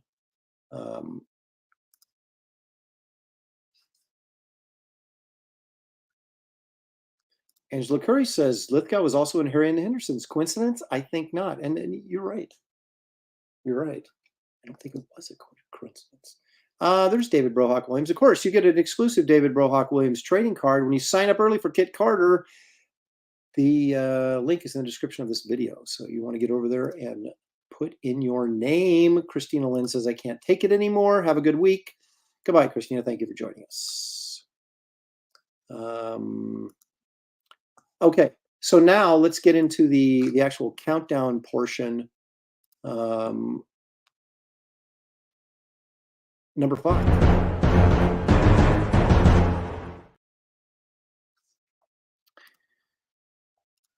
You'll notice these sort of a theme that there's usually a monster involved. I'm not a big horror movie fan, but I am a monster movie fan.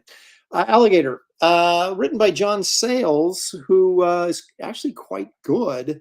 He wrote a lot of B movie material for the money, but he also did a lot of really good films. And when he writes a B movie, it's usually, a little bit higher level than you get out of most people. And this is no exception. Well-reviewed movie, I think 85% on Rotten Tomatoes back when Rotten Tomatoes was legit. And Robert Forster, of course, is our hero in this story. You have a 36-foot long alligator. It's 50 feet beneath the city. It weighs 2,000 pounds, and it's about to break out. It says so right there. This is also a great movie poster, which I own. And it's got a lot of sarcastic humor in it. There's some really generally frightening moments, like when the alligator's in the swimming pool and the kid pushes his little brother off the diving board. That was pretty horrifying. And but there's a lot of silliness, but the alligator's actually pretty good. And I watched a thing on YouTube about how they made it, and it was pretty cool. So all things considered, as far as monster movies go, this ain't too shabby. Directed by Louis Teague, who also directed Cujo, which was a piece of junk. But so is the novel, so I don't really, don't get me started on that. But and also Romancing the Stone. Pardon me, the sequel to Romancing the Stone, which was Baby's Got Back. No, that's not what it was. It was Romancing the Stone. What was it? Something. Anyway, but Louis Teague, did a few things here and there that were of interest, and this is one of them. So there you go. I'm going with Alligator at my number 5. If you haven't seen it, check it out. It's worth watching if you're into that kind of thing.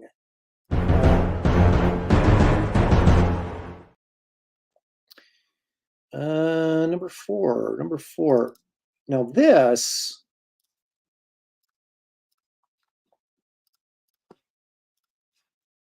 this movie is something else. Jewel of the Nile, thank you. That was the sequel to Romancing the Stone.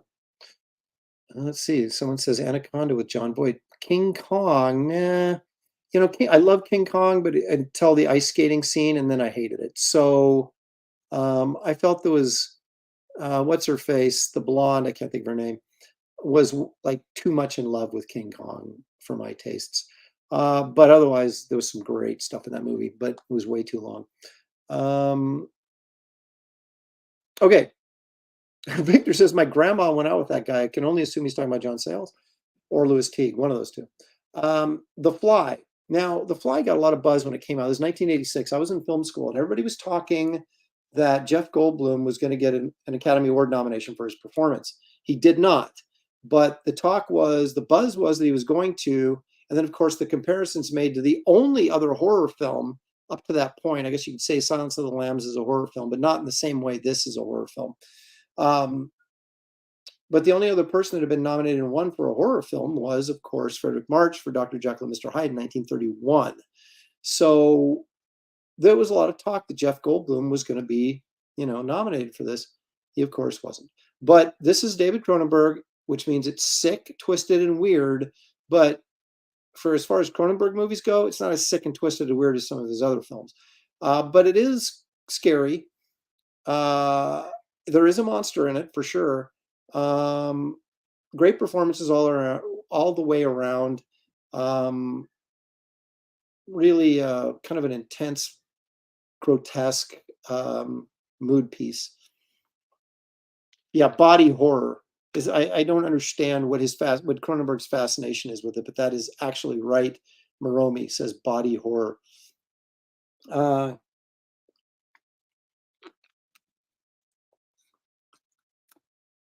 Yeah, it was. Aaron said The Fly got a lot of buzz. Zing.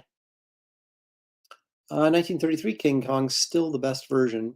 Yeah, I think Fay Wray's character, she was never in love with the monkey. She sympathized a little bit with it, but she was glad to get out of there and have that thing dead. Eric M. Boyd says Goldblum was great in The Fly. He was. I have not seen Videodrome. That's the one with Deborah Harry and James Woods, right? Yeah, that's what I felt. This was less disgusting. There's some disgusting bits in it, but it's not like a lot of his films. This was more mainstream, if you could even say that for a film, this type of thing. But yeah, Henry Jeremy, 1975, 76 was bad. That was not a good movie. Okay. So anyway, there's number 4. Here we go with number 3. Now, I am not a fan at all of vampire films because I find them. I mean, they can be scary, but they're. I don't know. I like monsters in my movies, and just the good-looking guy with fangs does not really cut it for me. Although Nosferatu, of course, I do that more as a vampire film or a monster film rather than a vampire film. The same with The Last Voyage of the Demeter, the movie that came and went faster than The Flash. That was a monster movie, in my opinion. This is just so darn entertaining, and there are monster elements later in the movie. Even though Chris Sarandon plays the handsome, suave vampire in this. But there is a lot of scary elements. And the whole thing with Roddy McDowall being this washed up horror host. And it's a great, great film. And it's very strange because Tom Holland, even though Tom Holland wrote and directed this, he also wrote and directed Chucky, which is a complete piece of garbage, even though it spawned billions of sequels. The first movie, the Chucky movie, is so bad it's laughable, and maybe that was the intent. But this is a brilliant film, and he never really sort of lived up to the greatness of Fright Night, in my personal opinion.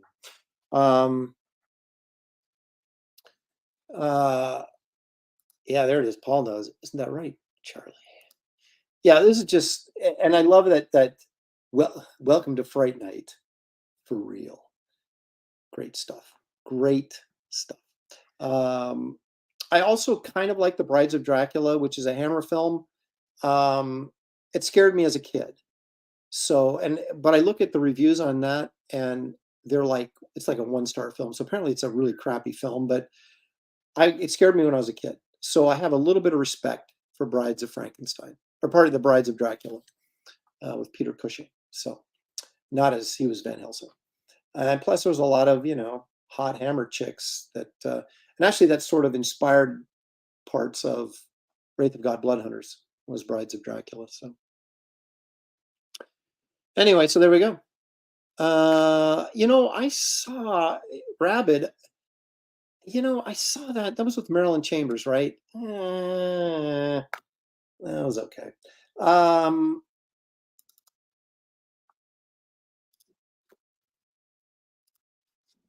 Here we go. Number 2.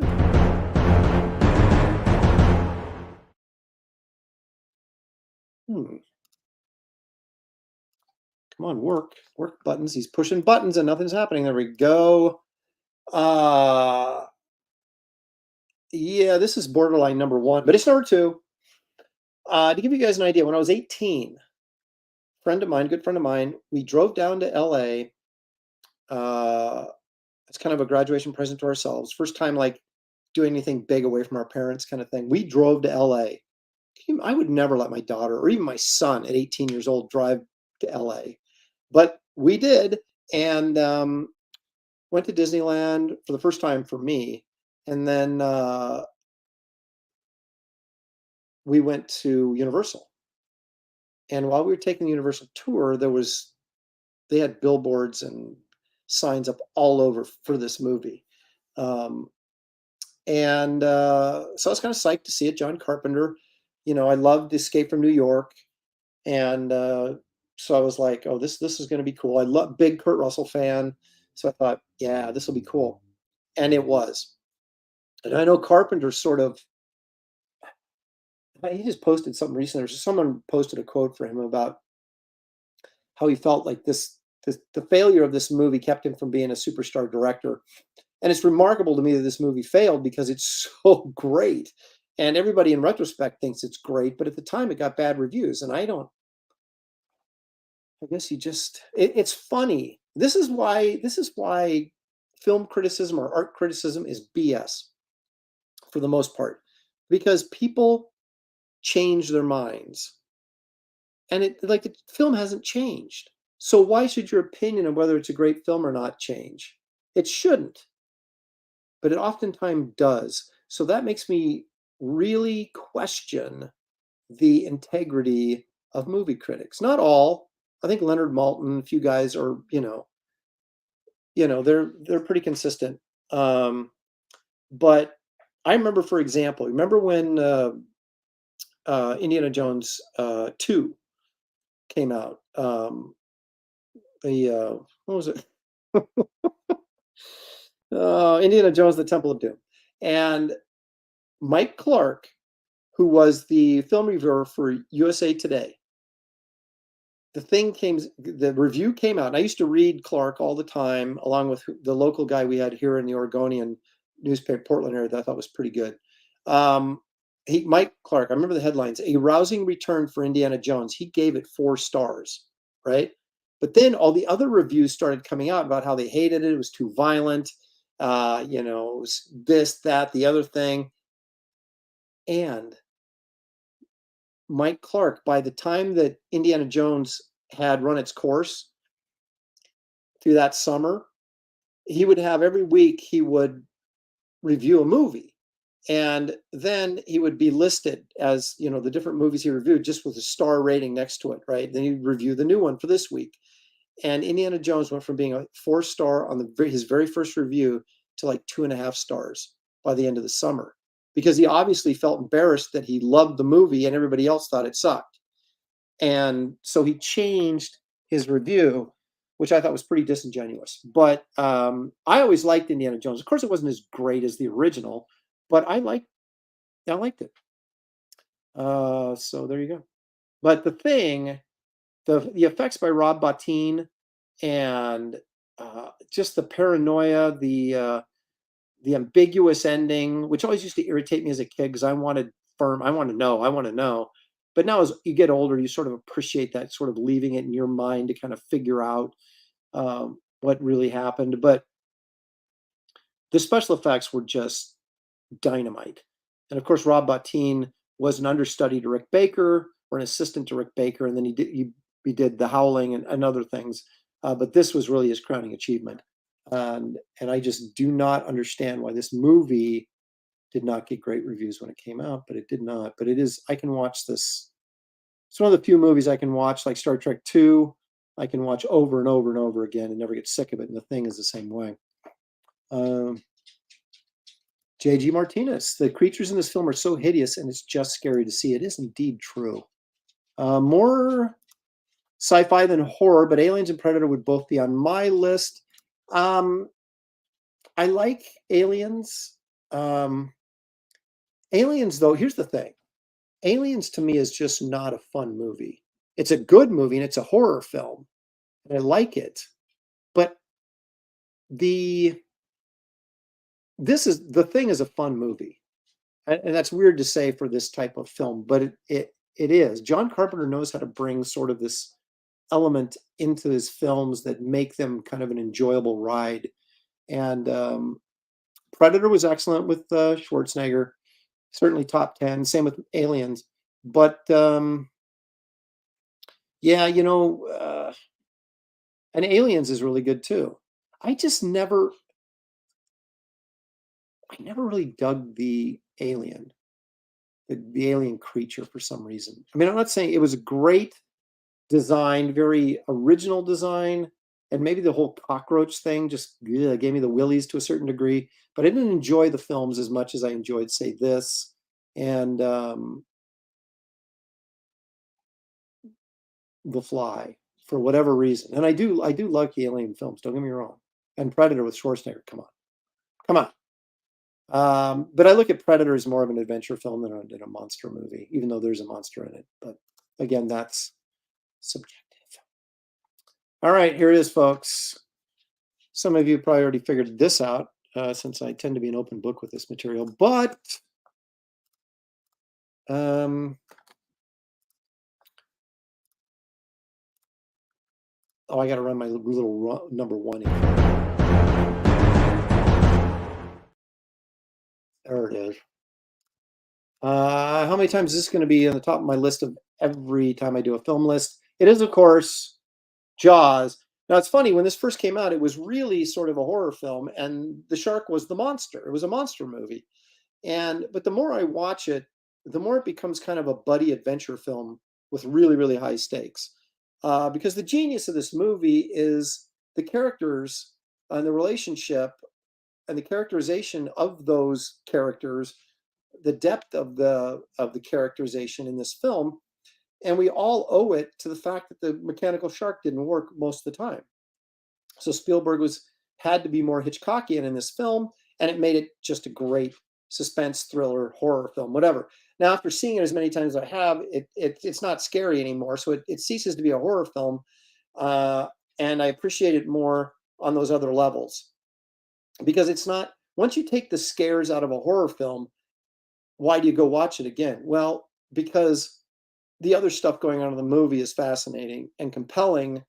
And that's what keeps me going back to Jaws, is the three characters. And of course, Roy Scheider, Robert Shaw, and Richard Dreyfuss. Just great performances, great script. It's just everything works in this film. And it is an exciting adventure film as well as a monster movie or a horror film.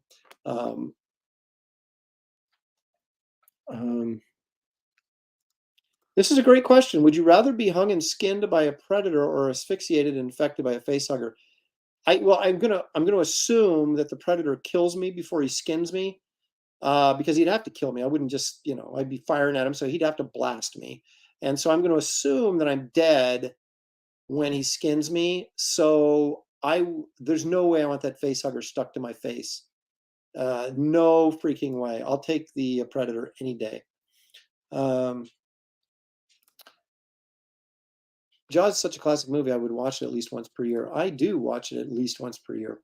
And I've probably seen it 30 plus times. I haven't seen The Thing as much because The Thing is kind of like, I don't know.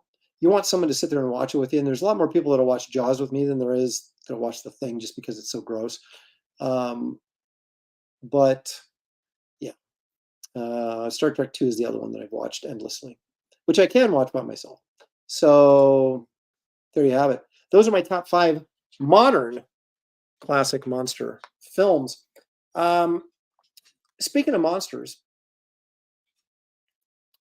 which I guess we just were, I was going to run this when I had Kevin Grevious on my show before, but we just never got around to it because, we never been involved in an interview with somebody, especially as interesting as Kevin is and had the career that Kevin's had. It's easy to skip the little, Carol Burnett comic bits that you have planned for the show and just get into talking about, his career and different things. So I was going to run this when he was on the show, but we never got around to it. So I'm going to run it for you right now. Where is it? There we go.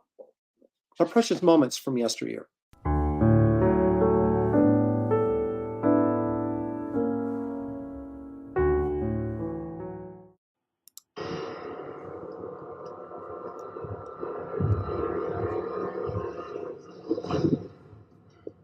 We were ambushed. Death dealers, 3 of them. And the candidate? We lost him. You lost him. There you go. That's a little tidbit from Underworld. Now, I wanted to ask him, and I will ask him because we are launching his campaign. If you're joining us late, Wednesday after Graybirds, I'll be launching Kevin Grevious's campaign, his comic book campaign, right after Graybirds at 4:30 Pacific time. I will ask him about, do you get self-conscious having to walk through a film stage buck naked, carrying some dude over your shoulder? I don't know. We'll see what he says. But that, of course, was from Underworld. And Good Times Were Had by All, I'm sure. Maybe I'll show that clip again and I'll ask him. Victor says, was that Mike Barron? I don't think so. Let's see here. Let's see. Yeah, I've seen parts of The Descent, and I hear it is really terrifying. I haven't seen. Unfortunately, I've seen the ending. But there's a certain amount of claustrophobia involved in that film that I'm not sure I can handle. People that like rock climb, they get stuck in caves and these small crevices. Have you seen those videos? People film themselves. It's like, these guys are insane. I could, anyway. But yeah, I understand it's really, really good. So I should watch the whole thing. I just find I have no time to do anything. except work on comics. So, but when I do have free time, it's on my list. Oh, look at that. You just got Bronze Star by Baron in the Mail today. How about that? Cool. Well, think about Mike, man. He gets the books done and they get sent out. So he's producing some a lot of material here. Henry, are you serious? Is that a serious question? Of course I have it. I have 2 copies. Yes, I do have it. Problem is, I have an 8.5 and a 9.0, and I desperately want a 9.2, but I just can't seem to find one. It's really weird. I should say I found some, but I mean at the right price, right? It's always about the right price. But yeah, there's an interesting story behind that, of course, that Wrightson wanted it. The whole thing is about this sound being taken out of the world by this. It's a long story. Anyway, as the sound was being drained, right, and the deafening silence was coming on, Wrightson wanted the color to be drained out of the story, so it became a black and white story. Stan Lee, of course, said, "Stogie, I'm sure. Hey, kid, we don't sell black and white comics here at Marvel." End of story. Pissed Wrightson off, but there you go. It would have been really cool, but again, you don't get away to do artsy fartsy stuff in 15-cent comic books where you're trying to get kids to buy them. Let's see here. Okay. There's Paul Taylor. Good answer, Stan, my boy. See, Paul can't, he doesn't want black and white. He wants color. He wants his images colored, and Paul is a biologist, so he should know. You know, how can silence be deafening? But that's a cliche, right? It was so silent, it was almost deafening. That's just hyperbole. But he would basically, in the story, there's this creature that gets unleashed from this temple, and it just, I don't know how it, steals the sound from the universe. And so there's like even ambient noise, there's nothing. So it'd be like I guess what a deaf person might experience. Although only they'd be able to tell you, do they hear ringing? Do they hear anything? Or is it like deaf silence?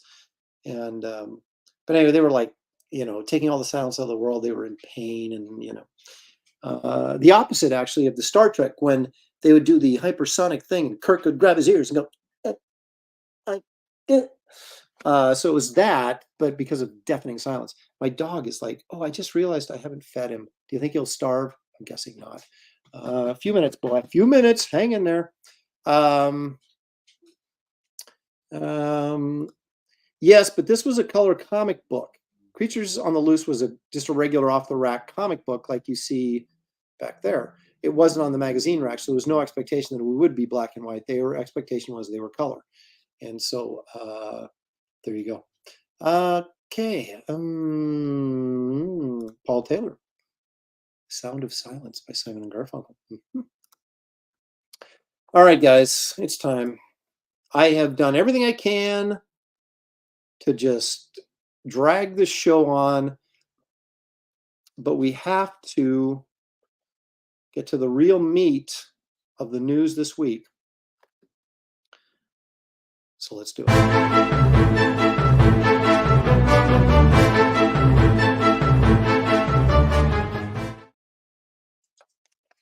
All right. We're going to warm up and get to the big one in a minute. But here we go.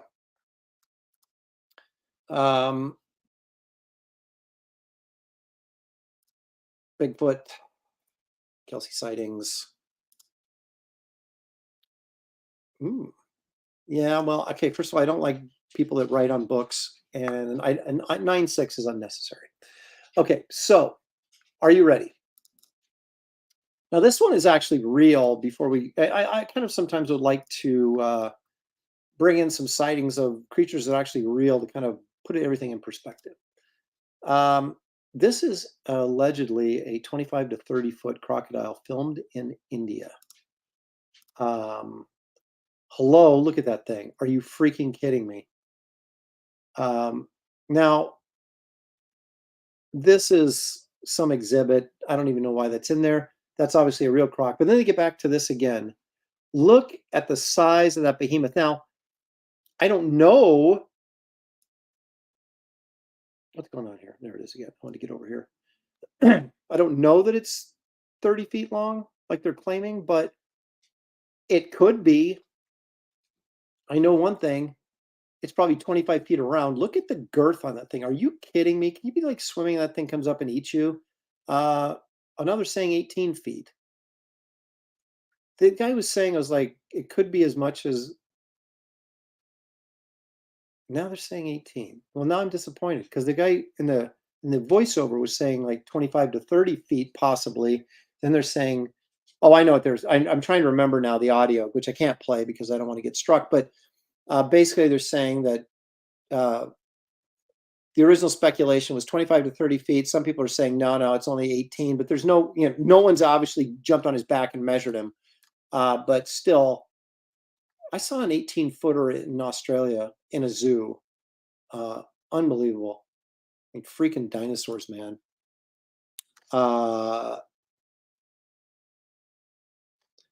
Yeah, 18 feet. But they do say that saltwater crocodiles can get up to 25 feet. I don't think they've ever caught one that big, so I don't know why they say that. But I think they have had 23 footers, and that's just nuts. Yeah, 25 to 30 would be a modern record. Absolutely, it would be because, like I said, I think the largest they've got is 23 feet something. I have to go back and look. And but yeah, those things can get freaking huge. Okay, now to something a little bit more silly. Something that I don't think can eat you because I don't think it's real, but you tell me. Snow. This is now maybe Graham knows about this. This is a snowstorm in Buffalo, New York, allegedly. Let's see what happens here. Where is it? There. Whoa, what's that guy doing? What? Let's take another look at this. So this is allegedly a mounted camera in the car. What do they call them? Car cams? I don't know. Okay, but you know what they're saying? They're saying it's the Slender Man. Okay, Slender Man is a fictitious character that was created for a video game. And now people are trying to say that it exists. So it's like, isn't that working it backwards? Aren't you supposed to create the legend first and then the video game? That's like saying, oh yeah, I read this great Spider-Man comic, and now suddenly we have pictures of Spider-Man all over the city. Clearly this is fake. Clearly. And even if it wasn't fake, it couldn't be Slender Man because Slender Man was made up for video games. And look at the girth on. Oh, wait a minute. Saying not for a video game. Well, what was it created for then? Am I mistaken? Have I been misinformed? Looks like a decoration that was left outside. Buffalo gets about 5 times more snow than me, and I live in Canada. Slender Man. See, Danky wants to believe. Slender Man, obviously. Angela Curry, no, that's pasta. What do we got here? It's creepy pasta. Richie Dupe says, the marble art is begging for income, Aaron. Okay, well, that could be. So Michael Bancroft, all the way from Australia, says it like a meme urban legend is what Slender Man is. Okay. So, so it came out of fiction. Okay, well, okay. Jack Skellington yard decoration could be, but it's nice and blurry, so we can't tell for sure. But anyway, it's kind of a little snowstorm to warm you guys up. Now look at this. This is not a bad representation of our friend Bigfoot. You tell me though. What are we seeing here?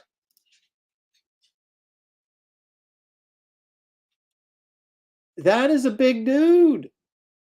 And you can see his butt cheeks right there. He's got a lot of back fat, though. A lot of back fat.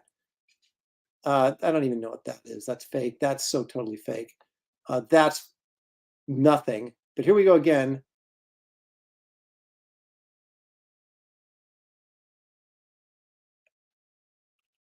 Whoa. I mean, I don't think this is like trick. I don't think this is like put in there as a like a Photoshop or a computer effect. I think it's actually a real video. But the question is that a dude in a costume or is it a incredibly large Bigfoot? This is one of the more interesting designs. If that's a costume, which I assume it is, this is one of the more interesting designs. I like how he's deliberately walking away in a very staged manner, but I mean, you've got articulated butt cheeks. That's convincing. A lot of back fat on there, which I think is. I mean, you got to question how much fat would Bigfoot actually have on him living out in the woods. But it is interesting. I mean, it's. What do you guys think?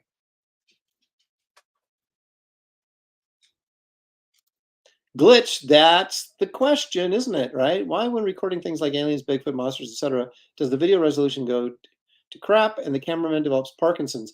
A lot of times what they'll do is they'll film this stuff and it looks really, really good, and then they'll put it in a computer program and jack it up like this so you can't tell what you're looking at. Twerking, says Repairman Jack. And Dino says it's my mother-in-law camping. Holy crap. Angela's right. You have AI, so yeah, you can't believe anything anymore. I mean, it's over, right? You can put audio of anybody saying anything onto a picture now. That looks authentic. You can create videos of people that aren't even real, having them saying stuff. Yeah, we live in an age that we'll never be able to trust anything again. But we can always trust a blurry Bigfoot video. Let's see. Anus Holic says, depends on the Bigfoot. You're talking about the amount of back fat? Well, I suppose it depends on what they're eating, right? That's what Moromi says. What's the Bigfoot eating? You know, it's that much back fat. Thank you, Frankie. Excellent point. Bigfoot needs blubber for the winter. Okay, I'm on to that. Michael Bancroft we'll get to this in just a second, Michael, and I'll tell you what I think about this train video. Marby Dog says the age of deception. Okay. I kind of like this one. I just like the girth of him. It feels like if this actually is a costume and not CGI, it feels like they put some effort into the costume. And you know me, I'm all about effort. Put in the effort. And I mean, that is a big hulking costume. And the fact that they put butt cheeks in there instead of just like fur hanging down over it, to me, that's next level stuff right there. I like that. So anyway, good effort there. Of course, there's no context. There's no context. Why is this not saved? No. Cancel. Oh, save it. Just close it out. Oh, goodbye. All right. I did find that one to be interesting. Here we go, folks. The actual unrefutable photographic evidence of Bigfoot. And of course, I'm about to refute it. But let's take a look. It's actually a pretty good video, though. Okay, so what's this got going for it in its favor? Pretty clear video. People on a train, right? So how could you stage something like this on a passing train? All pretty good stuff. Now, and that's what, at first I thought, wow, this is really great. It's a clear video. It's on a train. So how could they have staged this? Well, now let's take a look at the facts, shall we? First of all, let's go back here. This train runs on a regular route, right? So you could easily check to see what time this train would be coming by. So that's not a big deal. Secondly, look at this. Tell me that doesn't look like a guy in a costume walking. That's what it looks like to me. It looks like a guy in a costume. Now, look at how he's sitting. That's, most wild animals will sit down like that on a log and put their elbows on their knees. No, they don't. I mean, that's a dude in a suit. That's how a guy, or I should say, that's how a guy in a suit would behave, right? Now, coincidentally, not far from this area, there is there's our gals on trending now. There is a car repair place called Bigfoot's. And some are suggesting that they were involved in this. It was a little gimmick. And they posted, of course, on the internet. They had nothing to do with this, that it had nothing to do with them. And then they posted one of their guys in Bigfoot hands and Bigfoot feet changing a tire. So what are they saying? Are they saying they actually did have something to do with it, or are they just playing off the sighting? Now, here's the other thing that bothered me a great deal about this. Some people have blown up pictures of this, and the face looks an awful lot like Harry and the Hendersons. So either Rick Baker guessed right in that movie, or these people are ripping off Harry and the Hendersons for the look of their Bigfoot. But the other thing, the real telling thing is, the voices of the people filming this show no emotion or excitement to the level. When I see a deer outside, I'm like, oh my gosh, look, it's a deer. If I saw Bigfoot, my head would explode. Okay, these people are like, hey, look, get a shot of that. I think that's Bigfoot. You're just like, oh, for crying out loud, can you at least give me some performance? And I just think that the guy walking, it's pretty evident here, I think. This looks like a costume, like a baggy costume on a guy. Now, I have to admit, I think it looks like a baggy costume on a guy. And look at how he sits. I'm just not buying it. And also, where are the woods? What is he doing out in the middle of nowhere? I don't know, foraging for, I don't know. Now, granted, you could say that if you were just staging this and hoping that someone saw you, most people probably wouldn't, and that's what they're arguing. But then that makes me think, well, the guys filming it are probably in on it. But we shall see. You Scared Jody, he's a cryptozoologist, says, well, you'd be in disbelief as well, not saying it's real, but those reasons are not so good. Well, they're reasonable. They can't be discounted, is what I'm saying. Paul Taylor says he's an old-timey prospector. Maybe. Let's see. It's Bigfoot. We must flee.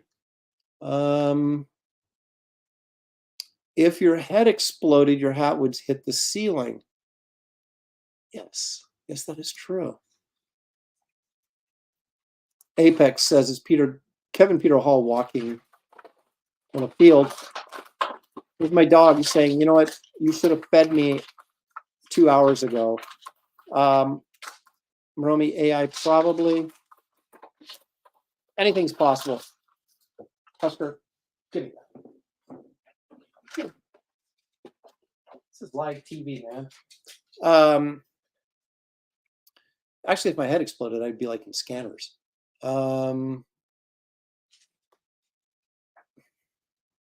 That's my point. That's the one killer thing in this for me, is that I would be like going, oh my gosh, are you kidding me? Is that real? Get a shot of this just in case, instead of, oh, look, get a shot of it. Oh, it's big. You're just like, come on, man. But, here we go. You Scared Jody says, well, if it's an animal with the anatomy that is like an ape or a human, that is natural behavior. I don't know. I've never seen a monkey sit down and put his arms on his knees. Have you? Seriously? I mean, other than maybe like Planet of the Apes? I don't know. That's just a walking bush, smoke break. It's chewy.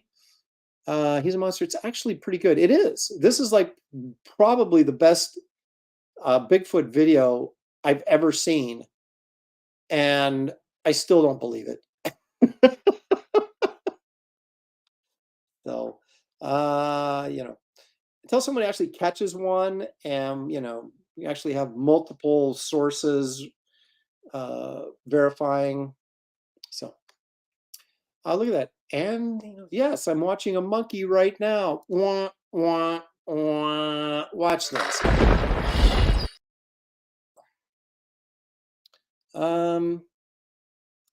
Anusaholic says, I like the butt one. Well, with a name like Anusaholic, I assume you would like the butt one. Let's see here. Now, see, you scared Jody. Again, cryptozoologist. He's into this. He's my nemesis on this when we do this segment. He says, people react that nonchalantly while recording much more dramatic things than a possible cryptid that is 400 meters away. I don't know. Maybe. Snake Oiler says, you've never seen Kelsey at a con? Let's see here. Well, I got to say, it's intriguing in the fact that it's ballsy enough to be that clear, and it doesn't feel like it's fake. I mean, the video doesn't feel like it's fake. That it's actually someone out there, whether it's Bigfoot or a dude in a costume, someone went the extra mile on this one if it's fake, and I appreciate that. I appreciate the effort. So I'm giving it an A for effort. Whether I believe it or not, you got to do more to convince a cynical skeptic like myself. But I do find it intriguing. I do like it. So, but I'm with Anusaholic. I kind of like the butt one with the back fat. I think is pretty good too. I just wish we got a steadier shot of it. But anyway, there you have it, folks. This has been a tremendous flight through the world of imagination, if you will, for the last 2.5 hours. And I want to thank you guys all for joining me and continuing to support this show despite its nonsensical content. Please hit the like and subscribe if you're new here. I greatly appreciate it. We're trying to grow this channel to 4,000 by the end of the year to help make it possible. I'd appreciate you guys also checking out the Kit Carter graphic novel, Planet Doom early sign-up page on Indiegogo. You'll find the description, the link in the description of this video. Please run over there. Just type your name in or your email address in there. That way you'll ensure that you get the David Williams trading card for free when you order. So I appreciate you guys being here. Thank you so much. Enjoy the rest of your weekend. And we'll see you guys Wednesday, 1 o'clock in the afternoon for Graybeard Studio. And then following that, the launch of Kevin Grevious's comic campaign. Thank you. And we will see you soon right here, Aaron Live. Live long and prosper.